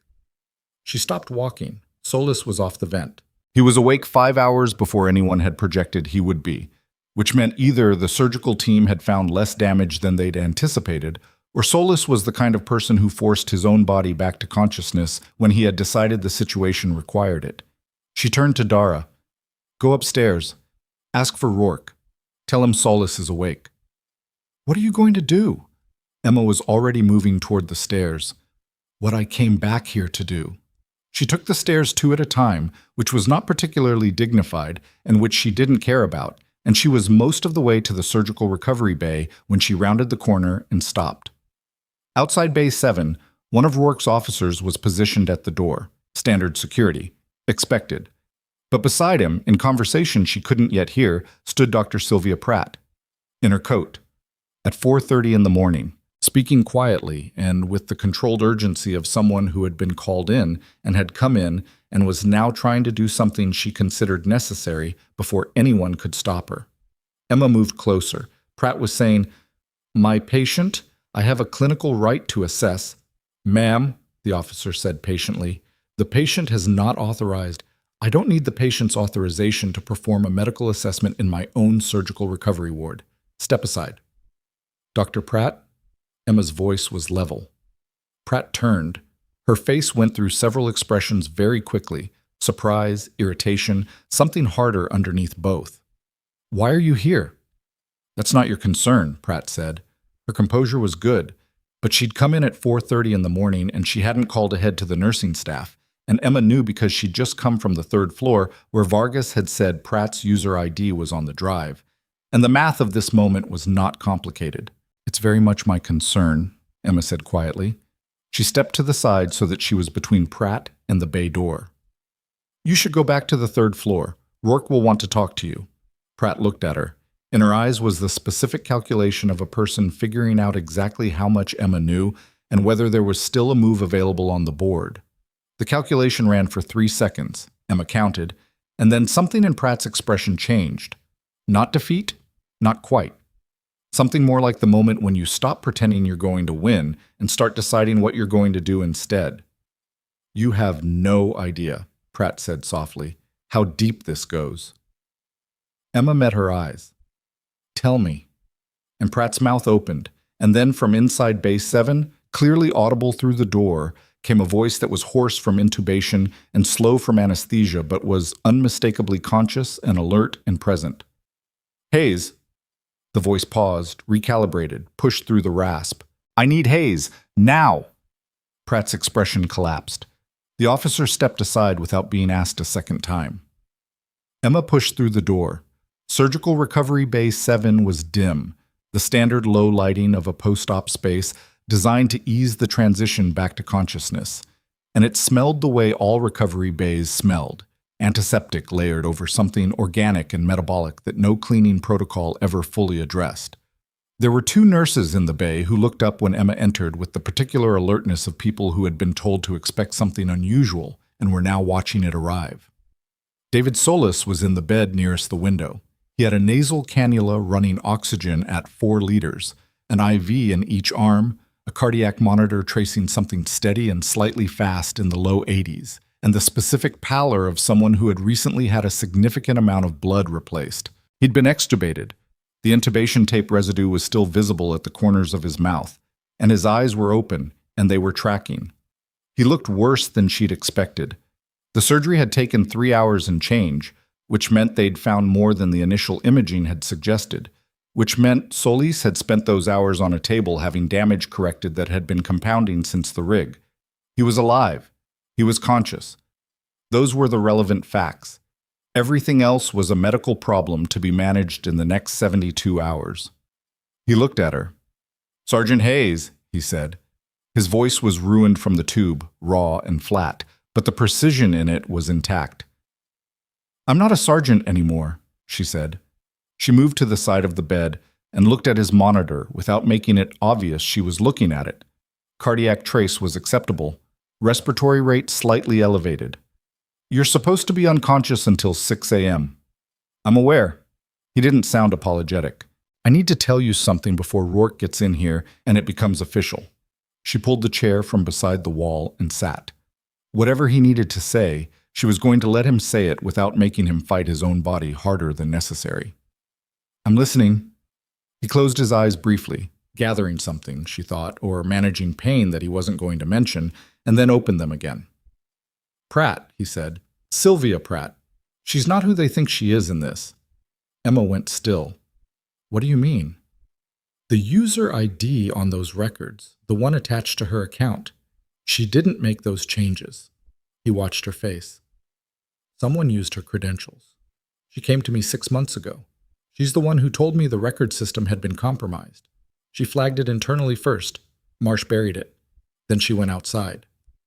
He paused for breath. Careful, controlled. She's not a perpetrator. She's a second source. She's been cooperating with my team since November. Emma sat with that for a moment. Outside the bay, in the corridor, she could hear Pratt's voice, still talking to the officer, lower now, less urgent, and the sound of footsteps coming from the direction of the stairs, which would be Rourke. Someone used her credentials to implicate her, Emma said. Yes. Another careful breath. Marsh or Keys, we think Keys, based on the access patterns, pulled her login from the shared administrative system and used it for the later amendments, either to have a scapegoat or to muddy the evidence chain. He met her eyes. If your people arrest her tonight, we lose a critical witness and the defense attorneys for Marsh and Keys get to build a narrative around a compromised investigation. She stood. I need to stop Rourke. That's why I'm awake. She was already moving toward the door. She caught Rourke in the corridor 8 feet from the bay entrance. He had 2 agents with him and was moving with the focused velocity of someone with a task he'd already decided on.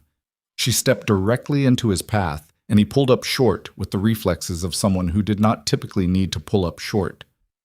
Pratt is a cooperating witness, Emma said. Solis just told me. Someone used her credentials for the later record amendments. She approached Solis 6 months ago. Rourke looked at her. 1 second. 2. He was running a calculation. She could see it, the rapid cross-referencing of what he knew against what she'd just told him, and then he turned to the agent on his left and said, Hold. The agent stopped. Rourke looked back at Emma. He's awake. Yes. He's not supposed to be awake. He was apparently operating on his own timeline. She held his gaze. He said Keys used her login for the later amendments. He says she's been cooperating since November. Rourke pulled out his tablet. He was scrolling through something, access logs, she assumed, or the metadata from the drive, and his expression was doing the work of someone who has just had a structural piece of their model shift and is rapidly rebuilding around it. The later amendments, he said, the last 11, the metadata on those shows a slightly different. He stopped. The terminal ID is different from the earlier ones. We flagged it as possibly a different workstation. He looked up. Keys has an office on the 3rd floor. Pratt's office is on the 2nd. Keys accessed the system from Pratt's office, or from a remote session using her credentials, which is, he was already turning away from the bay door. I need to verify this before we do anything with Pratt. To the agents, nobody moves on the surgeon until I've talked to Solis directly. Nobody. He looked at Emma. 5 minutes. Can you keep her in the building for 5 minutes without it looking like she's being held? Emma turned and went back to the corridor intersection where Pratt was still standing, coat slightly wrong, hands at her sides. The officer had not let her through. She looked, Emma thought, like someone who had spent the last 10 minutes understanding the full dimensions of the corner she was in. Dr. Pratt, Emma said, Solis is asking for you. Pratt looked at her.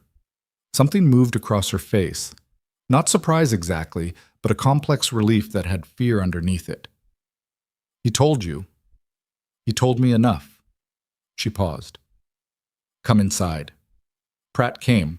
She walked into the bay and stopped at the foot of the bed and looked at Solis, and the look that passed between them was not the look of strangers. It was the careful, weighted acknowledgement of 2 people who had been running a risk together for months and had just arrived at the moment when that risk resolved one way or the other. I tried to get here before they moved on me, Pratt said. Her voice was stripped down. I heard the federal vehicles were in the building, and I thought, You thought they were coming for you, Solis said. With my credentials on the file, yes. You should have called the secure line. The secure line goes to your phone. Your phone was... She stopped. I didn't know if you were alive. A beat of silence. Solis looked at the ceiling for a moment. I'm alive, he said. Somewhat. Pratt's composure, which had been structural rather than genuine for the last hour, fractured slightly at that. She pressed her fingers to the bridge of her nose and breathed, and then straightened. What do I need to do? Talk to Rourke, Solis said. Tell him everything from the beginning. Don't try to manage it. He paused. He's good at this. Let him do his job. By 5 a.m., Rourke had restructured the investigation's immediate posture around the new information. Pratt sat down with Vargas and a federal attorney who had arrived by car sometime in the last 40 minutes and began a formal proffer, the legal process by which a cooperating witness lays out what they know in exchange for use immunity. Emma was not in the room for that. She was not supposed to be. But she was in the corridor, and the corridor was not soundproofed. and she understood enough of what she heard to know that Pratt's account was extensive and specific and was going to cause several people significant problems in the very near future. The focus of those problems was Roland Keyes. Keyes had not been in the building when the federal vehicles arrived. He'd been at home, his home being a 4-bedroom colonial 12 minutes from the hospital, which Rourke's team had established within the first hour as part of standard subject location protocol. He was there now, which meant he did not know what was in the drive, did not know what Pratt was saying, and did not know that the calculation he had been running for 4 years had just been shown to be built on incorrect assumptions about what would and wouldn't come to light. At 5:17, 2 federal agents went to Roland Keyes' home. Emma wasn't there for that either. She heard about it from Rourke at 5:45, relayed in the flat, precise language of someone reporting operational facts. He opened the door in his robe, Rourke said. He asked if something had happened at the hospital. He looked at his tablet. When the agents told him he was being detained for questioning in connection with a federal investigation, he said, Rourke paused. He seemed to be reading something he found either notable or tiresome. He said, "This is about the nurse, isn't it?" Emma looked at him. Direct quote, Rourke said. His first response, when informed he was being detained in a federal investigation, was to ask if it was about a nurse. She thought about what that meant, not symbolically, but practically. That her name, or her role, or the specific threat she represented to the system they'd built, was the thing Keyes reached for first in a moment of fear. That she had been, for the duration of her time at Riverside, more dangerous to the architecture of their concealment than anyone had told her, or than she'd known, or than they'd let show. 3 years of staying small, 3 years of calibrating her footprint. And the first thing Keyes thought of when the door opened on the worst morning of his professional life was the nurse. She didn't say anything about this to Rourke. She filed it.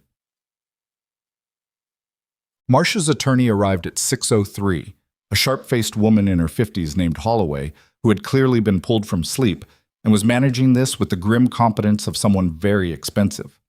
She spent 40 minutes with Marcia in the conference room and then came out and asked to speak with the lead federal agent, and what she said to Vargas, in the corridor not quite quietly enough, was that her client wished to discuss the possibility of a cooperation agreement.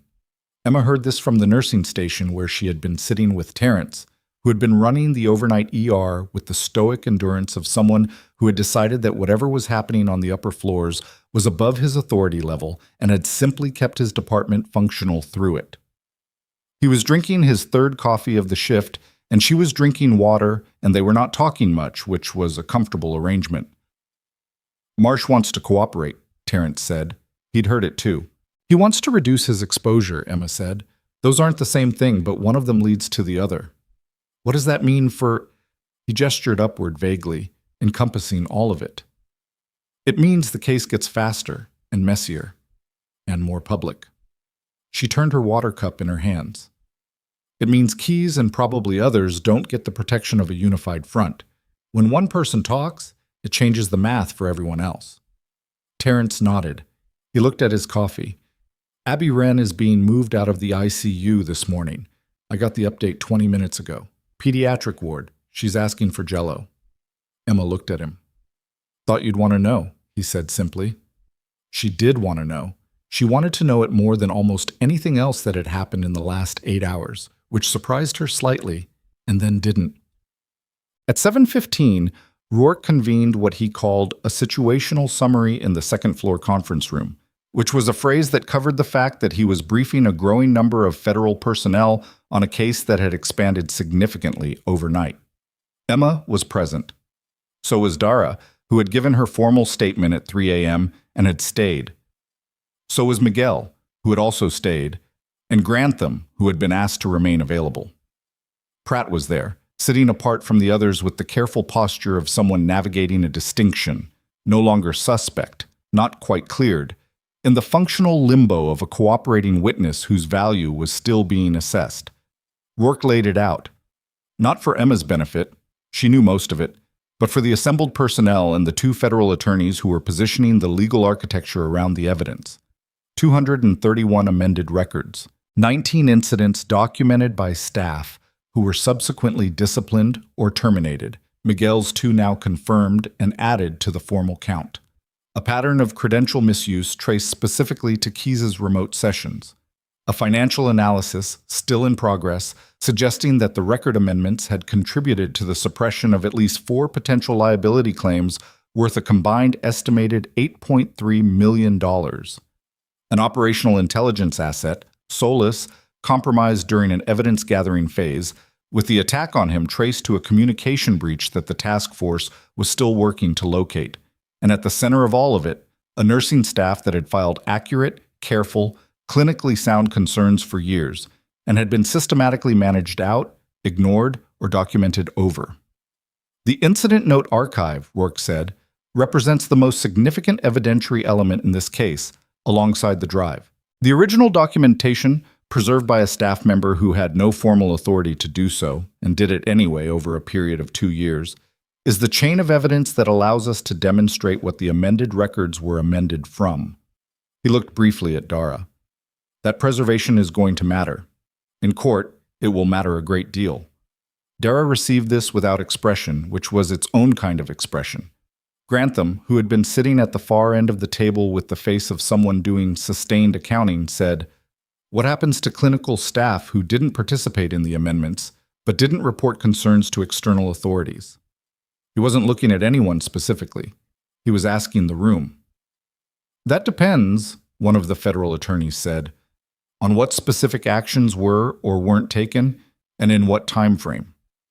"I knew the review process was inadequate," Grantham said. "I didn't know records were being changed.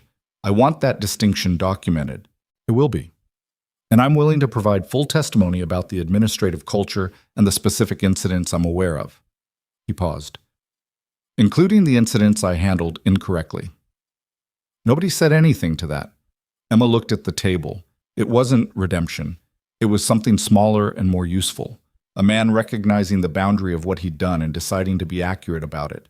That was worth something. It wasn't enough, but it was worth something.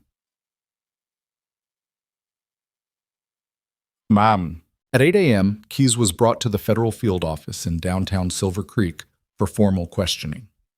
He had declined to answer substantive questions at his home, which was his right, and had asked for counsel, which was also his right.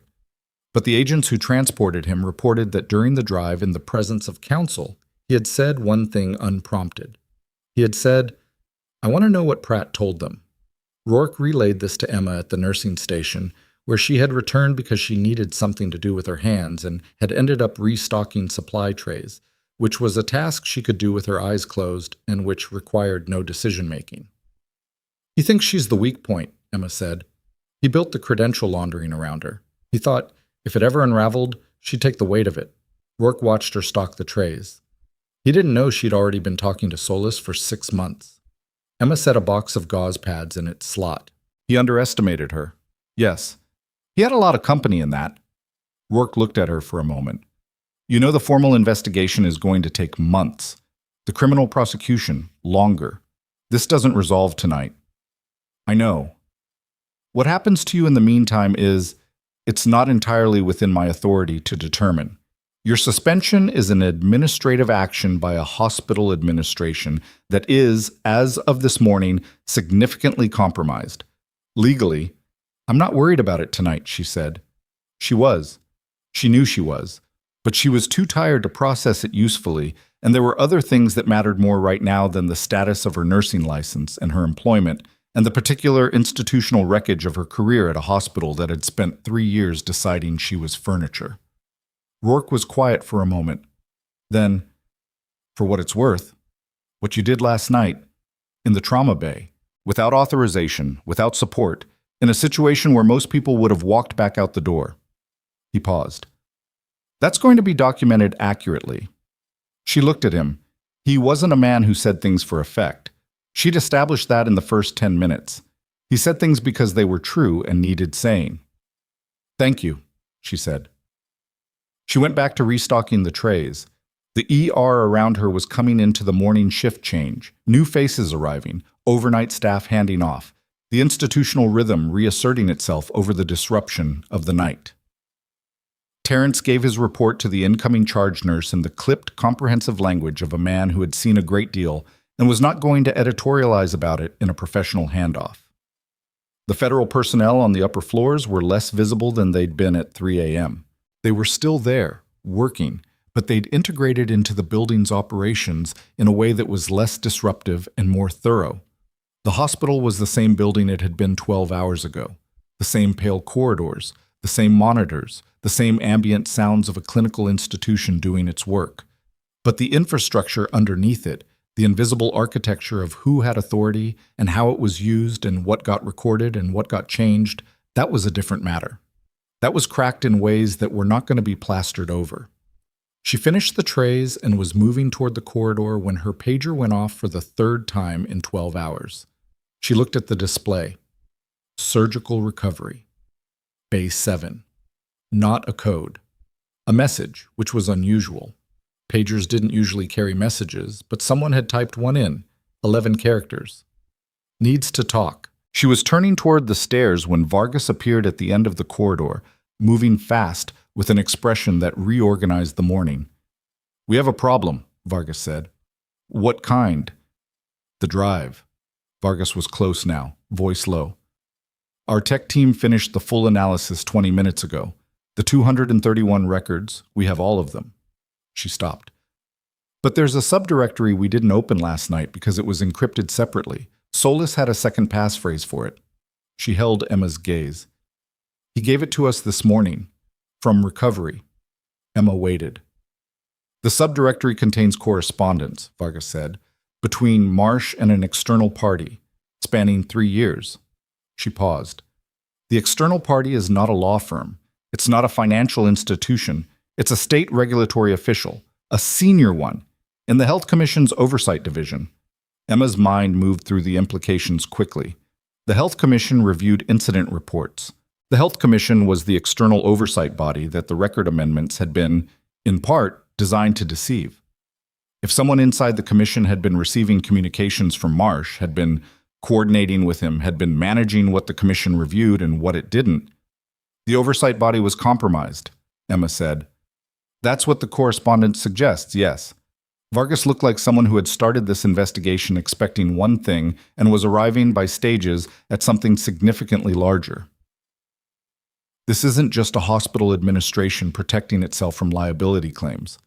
Someone was managing the external oversight mechanism for years. She paused. Which means every official review of this hospital's patient safety record, every clean bill of health from the commission, every past inspection, was managed, Emma said. Yes. The corridor was quiet around them. Morning light was beginning to come through the windows at the east end, gray February light, thin and without warmth, the kind that illuminated without flattering. Emma thought about 231 patients, about the adverse events that hadn't needed to happen, about the staff who had filed accurate concerns and been managed out and had believed, as she had believed, that there was no external authority worth approaching because the institutional walls were solid. The walls had not been solid. They'd been held up from the outside. "Who is it?" she asked. "The regulatory official." Vargas said the name. Emma didn't recognize it. She had no reason to know the names of Health Commission officials. But she saw, in Vargas's expression, that the name was recognizable to people who knew the commission's structure, and that its appearance in a subdirectory on a federal evidence drive was the kind of thing that changed the scope of a case from local to something considerably larger. Her pager went off again. The same bay. A different message this time. 4 words. "It's not over yet." She went to Bay 7 first. That was a decision she made before she'd fully processed Vargas's information, before the weight of state regulatory official and external oversight compromised had settled into something she could think around. She went because the pager had said, "It's not over yet," and because Solus was awake, and because he had been 4 steps ahead of everyone in this building since before she'd known he existed. And if he was sending forward messages from a surgical recovery bed 8 hours post-op, he had a reason. He was sitting up slightly, someone had adjusted the head of the bed, and he looked worse in the morning light than he had at 4 a.m., which was the honest truth about recovery that nobody put in the brochure. The body's accounting came due in stages. His color was poor, and there were new tension lines around his eyes that hadn't been there before, but his focus was intact, which was the thing that mattered. You saw the subdirectory, he said. Vargas told me. Emma sat in the chair. You knew about the commission contact. I've known for 4 months. It's why the timeline moved when it did. It's why I was in Silver Creek. He shifted carefully, testing something, adjusting, and his jaw tightened for a moment before he controlled it. The commission official is a man named Gerald Farrow, Deputy Director of Institutional Oversight. He and Marsh have been in contact since the 3rd year of Marsh's tenure here. Farrow was the reviewing officer for every major safety inspection of this hospital during that period. Every clean review, Emma said. Every past inspection. Coordinated. Not in writing, mostly, but there are 11 emails on that drive that are enough to establish the relationship, enough to show that Marsh was informing Farrow in advance of inspection parameters, enough to show that adverse findings were being softened before they became official. He looked at her steadily. Farrow had oversight responsibility for 6 hospitals in this district. We don't know yet how many of them had similar arrangements. The implications of that sat in the room between them. 6 hospitals. Patient safety oversight. Years. This is bigger than Riverside, Emma said. Yes, it has been for a while. Riverside was the entry point, the institution with the clearest documented evidence, partly because of what Daro Okonkwo preserved, and partly because of what you filed. He paused. Your incident documentation was the thread, the one that, when pulled, was attached to something that went further than anyone expected. Emma looked at her hands. She was still wearing the nursing uniform with the coffee stain on the left cuff. She'd been in it for, she calculated, almost 18 hours. It seemed like information from a previous version of the night. Farrow is going to be arrested this morning, Solis said. There's a federal team at his home now coordinating with Rourke. It's simultaneous with the formal detention of Keyes and the processing of Marsh's cooperation agreement. He paused for breath, measured, deliberate. It needs to happen at the same time so none of them can warn the others. The cooperation agreement Marsh signed this morning has a non-communication clause, but you don't trust it. I trust the legal instrument. I don't trust frightened people to follow legal instruments when their instinct is to reach for a phone. He looked at her. Rourke has it handled. I just need you to know the full picture. Because you're going to be asked questions today, formally, in a recorded interview, and I want you to have context, not surprises. She nodded. The formal interview. Federal investigators, this afternoon, if you're willing. Your account of the clinical incidents, the suspension, the events in the trauma bay, it goes into the evidentiary record. He met her eyes. You're not a subject. You're a witness, a material one. I know the difference, she said. He almost smiled. It was a thin expression, constrained by pain and the general indignity of being in a hospital bed when you were the kind of person who was used to not being in hospital beds. I know you do. He looked at the window. The February light was still gray, still thin. I read the commendation I wrote for Carvar last week. Before this operation, I pulled the file and read it. He paused. It doesn't do the situation justice. Most classified commendations don't. The operational security requirements strip the language of anything that communicates what actually happened. He looked back at her. What actually happened was that you kept 5 people alive in a valley that we'd essentially written off with equipment that wasn't designed for what you used it for 7 hours, without losing a single one of them. And then you separated from service and came here and spent 3 years being told to stay in your lane. Emma sat with that. She didn't deflect it. She was tired of deflecting things. And there was something in Solis's directness, in the plain factual way he said it, that made deflection feel like the wrong response. She let it land. I came here to be normal, she said finally. I came here because I wanted to do the work without the context. Just nursing. Just the patients. She looked at the floor. I didn't account for the fact that the skills that made me effective in that valley also made me effective at seeing when something was wrong here. And that seeing it and saying it was going to make me a problem.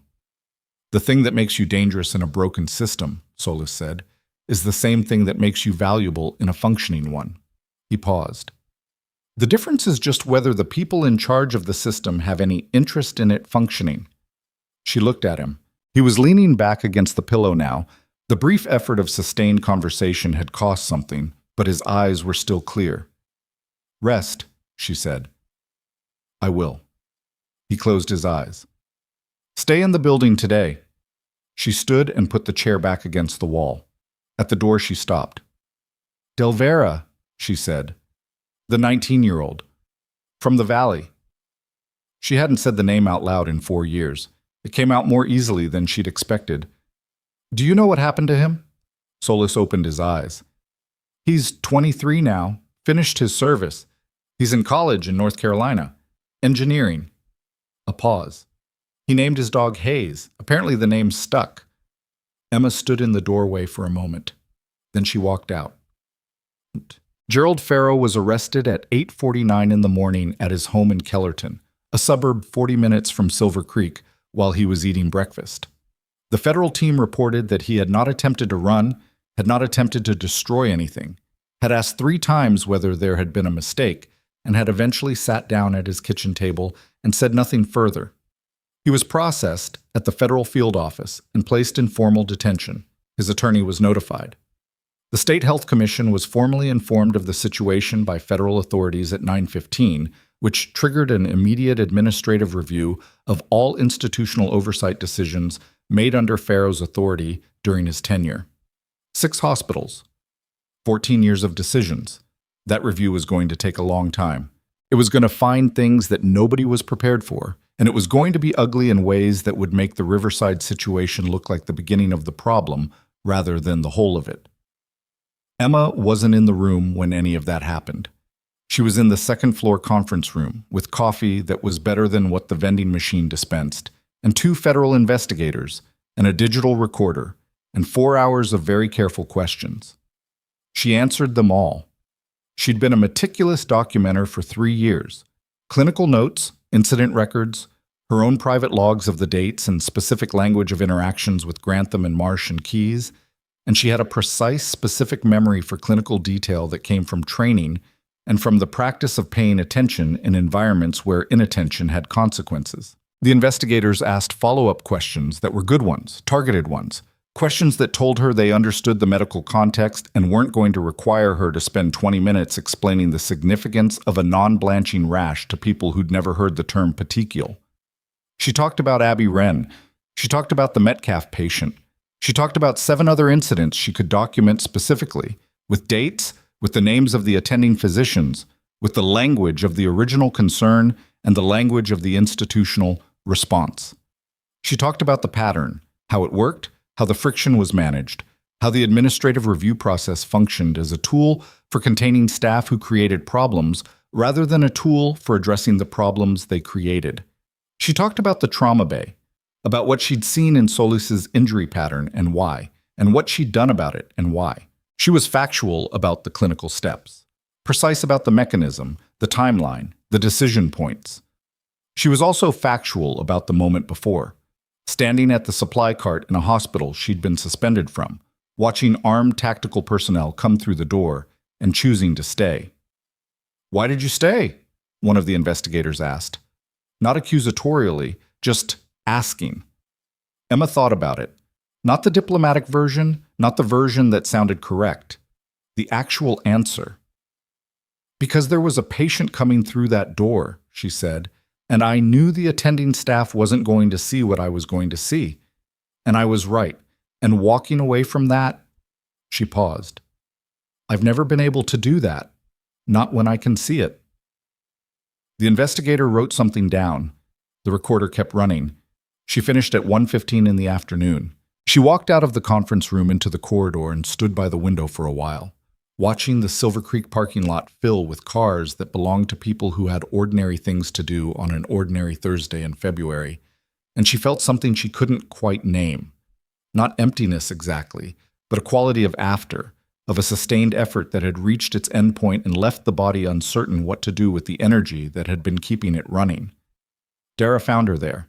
She'd been formally interviewed that morning as well, and she looked like someone who had said every true thing she knew and was now inhabiting the strange lightness of a person who has been carrying weight for a long time and has finally set it down.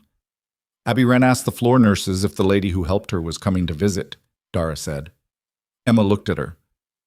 "The lady who helped her?" Apparently she told them about a nurse who came to check on her before she got sick. One of the nurses told her that nurse wasn't available right now. Dara looked at her steadily. I think you should go up. Emma went up. Abby Wren was in a pediatric wardroom on the 5th floor, in a bed that had drawings taped to the wall beside it. Her own, probably, because they were very good for a 7-year-old and very confidently signed Abby in the corner of each one. She was sitting up and she was eating Jell-O, red, with the concentration of someone applying serious effort to a serious task. Her grandmother was in the chair beside the bed, with reading glasses pushed up on her forehead. Bernice looked up when Emma appeared in the doorway. Something in her face moved. Abby, she said quietly. Abby looked up. She had the specific alertness of a child who has recently been very sick and is now intensely aware of being better, which manifested as a quality of noticing everything. She looked at Emma for a moment with the frank, unedited assessment of a 7-year-old. You're the nurse, she said. I'm a nurse, Emma said. I don't know which one you mean. The one Grandma says helped me. She considered Emma with the directness of a person who has not yet learned to soften appraisals for social comfort. You look tired. I am tired, Emma said. She came into the room and sat in the chair on the other side of the bed, which put her at approximately Abby's eye level. How's the Jell-O? Good. They had green yesterday, but I like red better. Abby looked at her seriously. Are you okay? Emma looked at this 7-year-old girl in a hospital bed with red Jell-O on her spoon, asking Emma Hayes if she was okay. The question was simple. It was the most uncomplicated thing anyone had asked her in the last 20 hours. I'm getting there, Emma said, and meant it for the first time in a while. Work found her in the pediatric corridor at 3 p.m. He'd been on calls for most of the afternoon, coordinating, processing, managing the multiple simultaneous threads of an investigation that had expanded significantly since midnight. And he looked like someone who had expended a great deal of disciplined energy and had disciplined reserves remaining. Farrow's been formally charged, he said, of 18 counts, including obstruction, misuse of regulatory authority, and conspiracy to falsify public safety records. He paused. Keys broke at 11 this morning. Full cooperation. He gave us 4 names beyond Marsh and Farrow, 2 hospital board members who had been receiving financial reports that included the suppressed liability exposure numbers. They knew the numbers were suppressed. They asked about it once, early on, and accepted the answer they were given. Did they participate in the amendments? No, but knowing and not reporting has its own legal dimension. He looked at his tablet. Marsh's cooperation agreement is being processed. He's identified 3 additional incidents we didn't have in the original evidence, and he's provided documentation of the financial accounting that shows exactly what the liability suppression was worth. He paused. $8.3 million was a conservative estimate. The actual figure is closer to 11. Emma absorbed this. $11 million in liability exposure, managed through falsified records and a corrupted oversight relationship.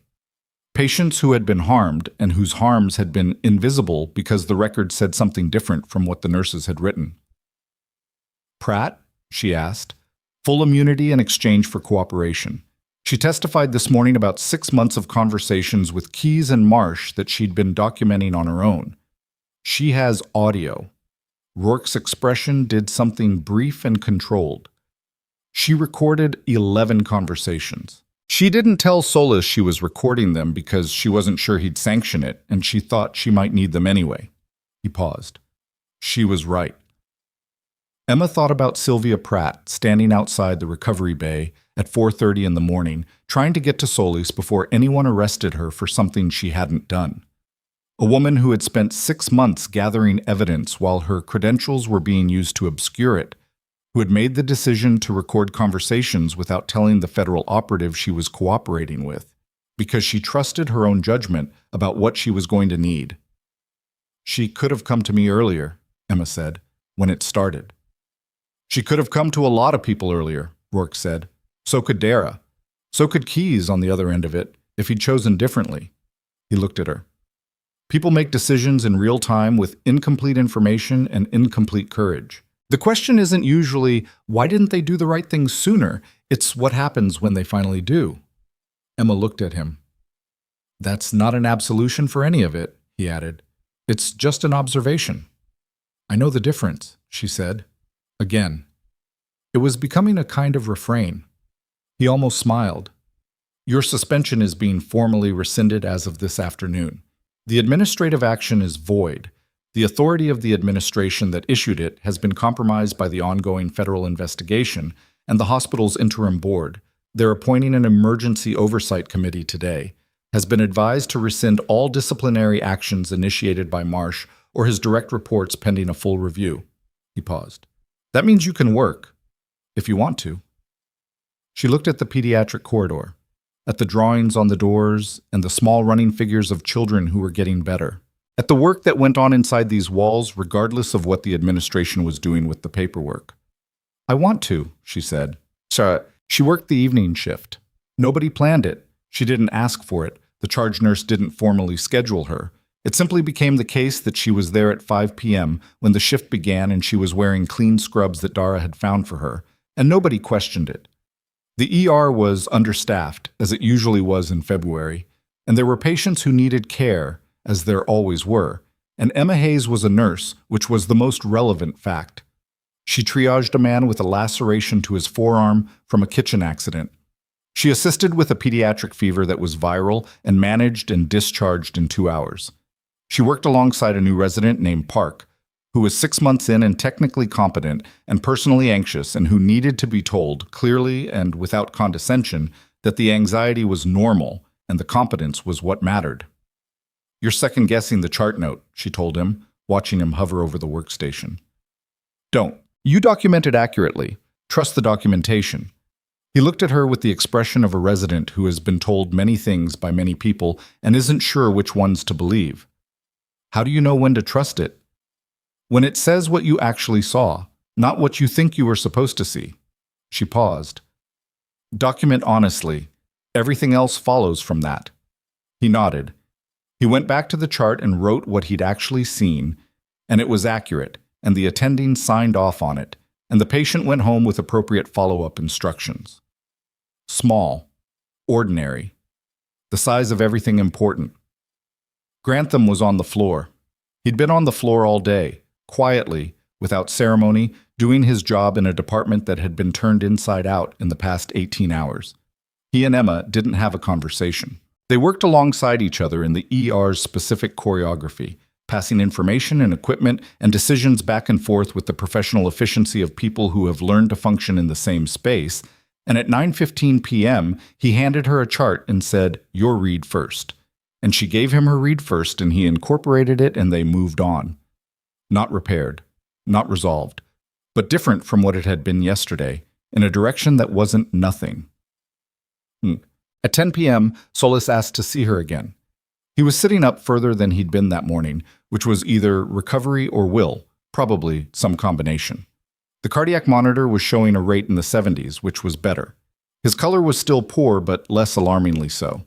He had a document in his hand, physical paper, printed, which seemed deliberately deliberate for a man who clearly preferred encrypted digital formats. Sit down, he said. She sat. He handed her the document. She looked at it. It took her a moment to understand what she was reading. The letterhead was federal, the language formal, the structure unfamiliar. And then it assembled itself into meaning. It was a formal commendation. Not classified. Not buried in a file that officially didn't exist. A formal, unclassified, fully documented commendation from the Joint Task Force, addressed to Emma Louise Hayes, R.N., formerly Sergeant Emma Hayes, United States Army, for actions taken on the evening of February 14th at Riverside Medical Center, Silver Creek, and for clinical and evidentiary contributions to an ongoing federal institutional accountability investigation. It named her full name, in a document that was going to be filed in a public record. And at the bottom, in the section for supplementary remarks, was a paragraph that was not standard commendation language. She could tell because it was specific in a way that templates weren't specific. It described, in plain English, what she had done in the trauma bay, what she had identified and why, what the clinical outcome had been. And then it described, in the same plain language, what her documentation over 3 years at Riverside Medical Center had contributed to a federal case that was going to result in criminal charges for multiple individuals and a systemic review of patient safety oversight across 6 institutions. Ms. Hayes's clinical records, preserved despite sustained institutional pressure to discontinue the practice, represent the evidentiary foundation upon which this investigation was built, the paragraph read. Her decision to continue filing accurate documentation in an environment actively hostile to that accuracy demonstrates a standard of professional integrity that this task force commends without reservation. She read it twice. Then she set it down on her knee and looked at the window. The night outside was clear. The clouds had broken sometime in the evening, and there were stars visible above the Silver Creek skyline, thin and cold and very far away. The classified commendation from Carvar is being unclassified, Solis said. Partially. The operational details stay buried. That's not going to change, but your role, your rank, your service record, and the commendation itself will be accessible in your official military record as of next week. He paused. You can put it on a resume if you want. You cannot put it on a resume. That's your business, but it will exist in a form that's yours to use. Emma looked at the document in her hands. You didn't have to do this tonight. I know. He looked at her. I'm doing it tonight because I've owed you it for 4 years, and I've been in a hospital bed for 16 hours. And it turns out that being in a hospital bed gives you a particular clarity about what you've been putting off. He paused. Also, the paperwork was already done. I had my team prep it before the operation. She looked at him. Before the operation. You prepared a commendation before going on an operation. I prepared several things before going on an operation I assessed as high risk. He said it without drama. It seemed like the right moment to make sure certain things were in order. She thought about the valley. About 7 hours with equipment that wasn't designed for what she used it for, and 5 people who went home because of decisions she'd made in the dark. About the debrief officer across the table in the temporary facility, asking careful questions in the particular way of someone trying to extract truth without contaminating it, and then writing a commendation that went into a file and disappeared. He'd remembered. For 4 years, in whatever capacity federal intelligence operatives carried the weight of the things they'd witnessed, he'd remembered. Thank you, she said. This time it wasn't sufficient, and she said it anyway, because it was true. 2 weeks later, the State Health Commission announced a comprehensive review of all institutional oversight activity conducted under Gerald Farrow's authority during his 14-year tenure. The announcement came with a formal acknowledgement that the Commission's internal review process had been compromised, and a commitment to independent audit of the 6 hospitals that had been under Farrow's direct oversight. 3 weeks after that, Clifton Marsh entered a formal guilty plea on 4 counts, including conspiracy to falsify medical records and obstruction of regulatory oversight. His cooperation agreement reduced his exposure significantly, but did not eliminate it. He was sentenced 4 months later to 31 months in federal prison, disbarred from hospital administration for life, and required to cooperate fully with the ongoing civil proceedings brought by patients whose care had been affected by the record alteration scheme. Roland Keyes pled guilty to 8 counts. He cooperated extensively and received a reduced sentence of 18 months, with 5 years of supervised release and a permanent bar from healthcare administration. He was, by most accounts, a man who had made a series of decisions that had begun with expedience and ended with federal detention, and he had understood this clearly and fully by the time he sat down in front of a judge. Gerald Farrow's case proceeded more slowly, as federal cases involving public officials tend to do, but it proceeded. The evidence was substantial, and the outcome, according to the federal attorneys managing it, was not in significant doubt. Sylvia Pratt returned to surgery, her cooperation was documented, her immunity was formalized, and she continued working at Riverside under the Interim Oversight Committee with the specific, slightly burdened quality of someone who knows the cost of having waited and is not going to make that particular error again. She and Emma were not friends. They were colleagues who understood each other with a precision that was its own form of respect. Grantham requested a formal review of his department's clinical escalation protocols. He submitted a 12-page proposal to the Interim Oversight Committee recommending structural changes to the nursing staff concern documentation process, including a direct-to-committee pathway for clinical disagreements that bypassed attending physician review. It was the first substantive reform proposal the committee received. They approved it in modified form 6 weeks later. Miguel Castillo was formally recognized as a contributing witness in the federal investigation. He continued working as an ER tech. He did not make a large thing of what he'd done. He was not a person who made large things of things. But there was a quality to how he moved through the department after that, which was fractionally different. A small but perceptible straightening. The posture of someone whose instinct to document had turned out to matter. Dara was offered a formal advisory role with the Interim Oversight Committee, reviewing the department's clinical documentation practices and helping to establish new standards for how nursing concerns were processed, preserved, and followed up.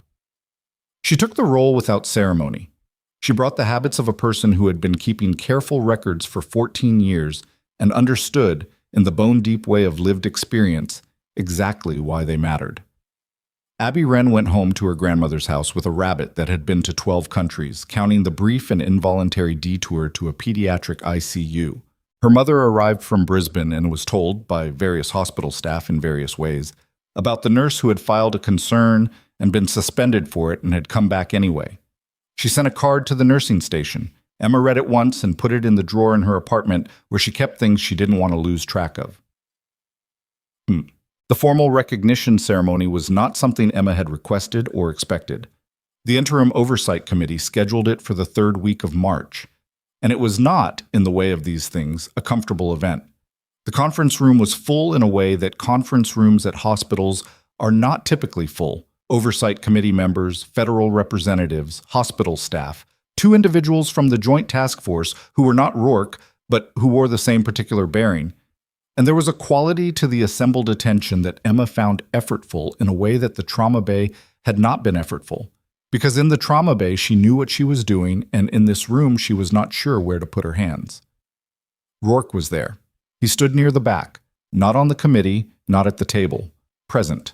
Solis was there in a wheelchair, which he had not wanted and which his medical team had insisted upon, and which he had compromised on by arriving early enough that he was seated before most people entered, and therefore nobody saw the wheelchair situation except the people who had already been there, which was a tactical approach to an undignified circumstance that she found entirely characteristic. The committee chair, an administrator named Ferris brought in from a federal healthcare oversight body to manage the transition, read into the record a formal summary of the investigation's findings as they pertain to Emma Hayes.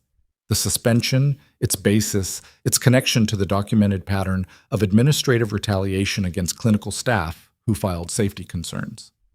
The evidentiary role of Emma's documentation, the events in the trauma bay. And then Ferris set down the document and looked up. "I want to say something that isn't in the official record," he said. He was 60, gray, with the look of someone who had been in institutional accountability work long enough to have lost easy optimism and found something more durable in its place. What happened in this hospital happened because a system was constructed to ensure that the people who saw problems were unable to effectively report them. That system required the active participation of bad actors and the passive participation of people who had decided not to look too hard. He paused.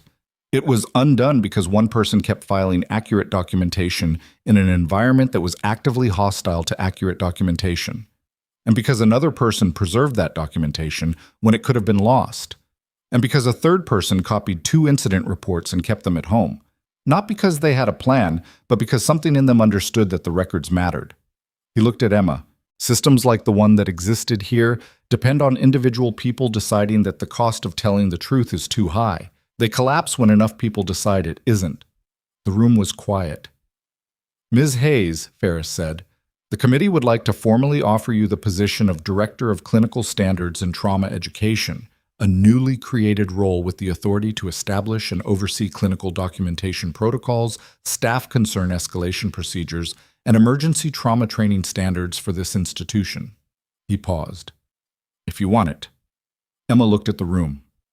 At the faces watching her, Dara, steady, Miguel, slightly sideways in his chair the way he held himself when he was being professional about something that was affecting him, Grantham, who met her eyes directly and without qualification, Pratt, who looked like someone sitting with a complicated accounting and doing it honestly, at Solis in his wheelchair, who looked like someone who has delivered a package across a very long distance and is now waiting to see what happens when it's opened. She thought about what she'd told the federal investigators about why she'd stayed in the trauma bay. Because there was a patient coming through the door, and she could see what the others were going to miss. That had been true in the Valley. It had been true in the ER. It was true in 3 years of clinical disagreements and carefully worded incident notes and getting told to stay in her lane. The scene wasn't the thing she'd done despite herself. It was the thing she was. The question had never been whether she had the skill. The question had been whether anyone in authority was ever going to make room for it to be used. "I want it," she said. Solis put the commendation on the table in front of him.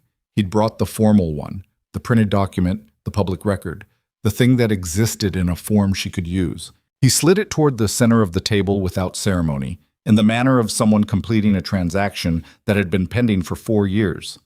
Emma picked it up. She didn't look at it. She'd read it twice already, and she knew what it said. She held it and looked at the room, and the room looked back at her. And for a moment, everything was very still in the particular way of a situation that has arrived at exactly where it was always going to arrive, if enough people made enough right decisions along the way. Then someone started clapping. She didn't see who. It might have been Miguel. It sounded like Miguel. And the room followed, and it was not a perfect moment. It was not the clean, cinematic resolution where everything feels finished and clear. Grantham was in that room, and she had not forgiven him, exactly. And Pratt was in that room, and the complicated arithmetic of what Pratt had and hadn't done was not yet fully resolved. And there were 231 patients whose records had been altered and whose cases were still being reviewed, and the Health Commission investigation was ongoing, and whatever came next was not going to be easy or simple or free from the weight of everything that had already happened. But the commendation was in her hands. Her name was on it, in a public record, in a form that was hers to keep. And the room was clapping for a nurse who had spent 3 years being told she wasn't worth listening to. That mattered. Not because it fixed what had been broken. It didn't. That work was longer and harder than a moment in a conference room. But because it was true. Because the truth had a different weight than the version that had been filed in the official records for years. And the difference was the whole point. And she had always known it, even when she was the only one who did. She stood in that room and held the document and let the moment be imperfect. Because that's what real things are. Imperfect, accumulated, earned by increments that are invisible in the moment and only legible in retrospect. She had not been a hero in the simple sense of the word. She had been a person who paid attention and documented accurately and refused, consistently, and at some cost, to stop believing that the record mattered. It turned out the record was everything. That was the lesson underneath all of it. Not the dramatic version with the tactical gear and the federal investigation and the drive full of evidence, but the quieter version that had been true every day for 3 years before any of that happened. That the person in the room who tells the truth and writes it down and keeps writing it down, even when no one is listening, even when the cost is real, that person is not ineffective. They are not powerless. They are building something that looks like nothing until the day it becomes the foundation for everything. Emma Hayes had built it in the margins of her nursing documentation. She had built it in the careful, clinical language of women who have learned to say "I told you so" in a way that is admissible in federal court. She walked out of that conference room with the commendation in her hand and a title she was going to earn, and the February light through the hospital windows had finally decided to become actual sunlight, pale and still cold, but present, falling across the floor in long rectangles that were warmer than they'd been yesterday. Somewhere on the 5th floor, a 7-year-old was eating Jell-O and drawing pictures with her grandmother. Somewhere in a recovery room, a federal operative was sleeping in a bed he didn't want to be in, healing at a pace he hadn't chosen, alive because someone had refused to walk away. Somewhere in the record system, 231 original documents, the real ones, the ones that said what the nurses had actually seen, were being restored to their rightful place in the file. The record mattered. It had always mattered. That was the only thing she'd ever been trying to say.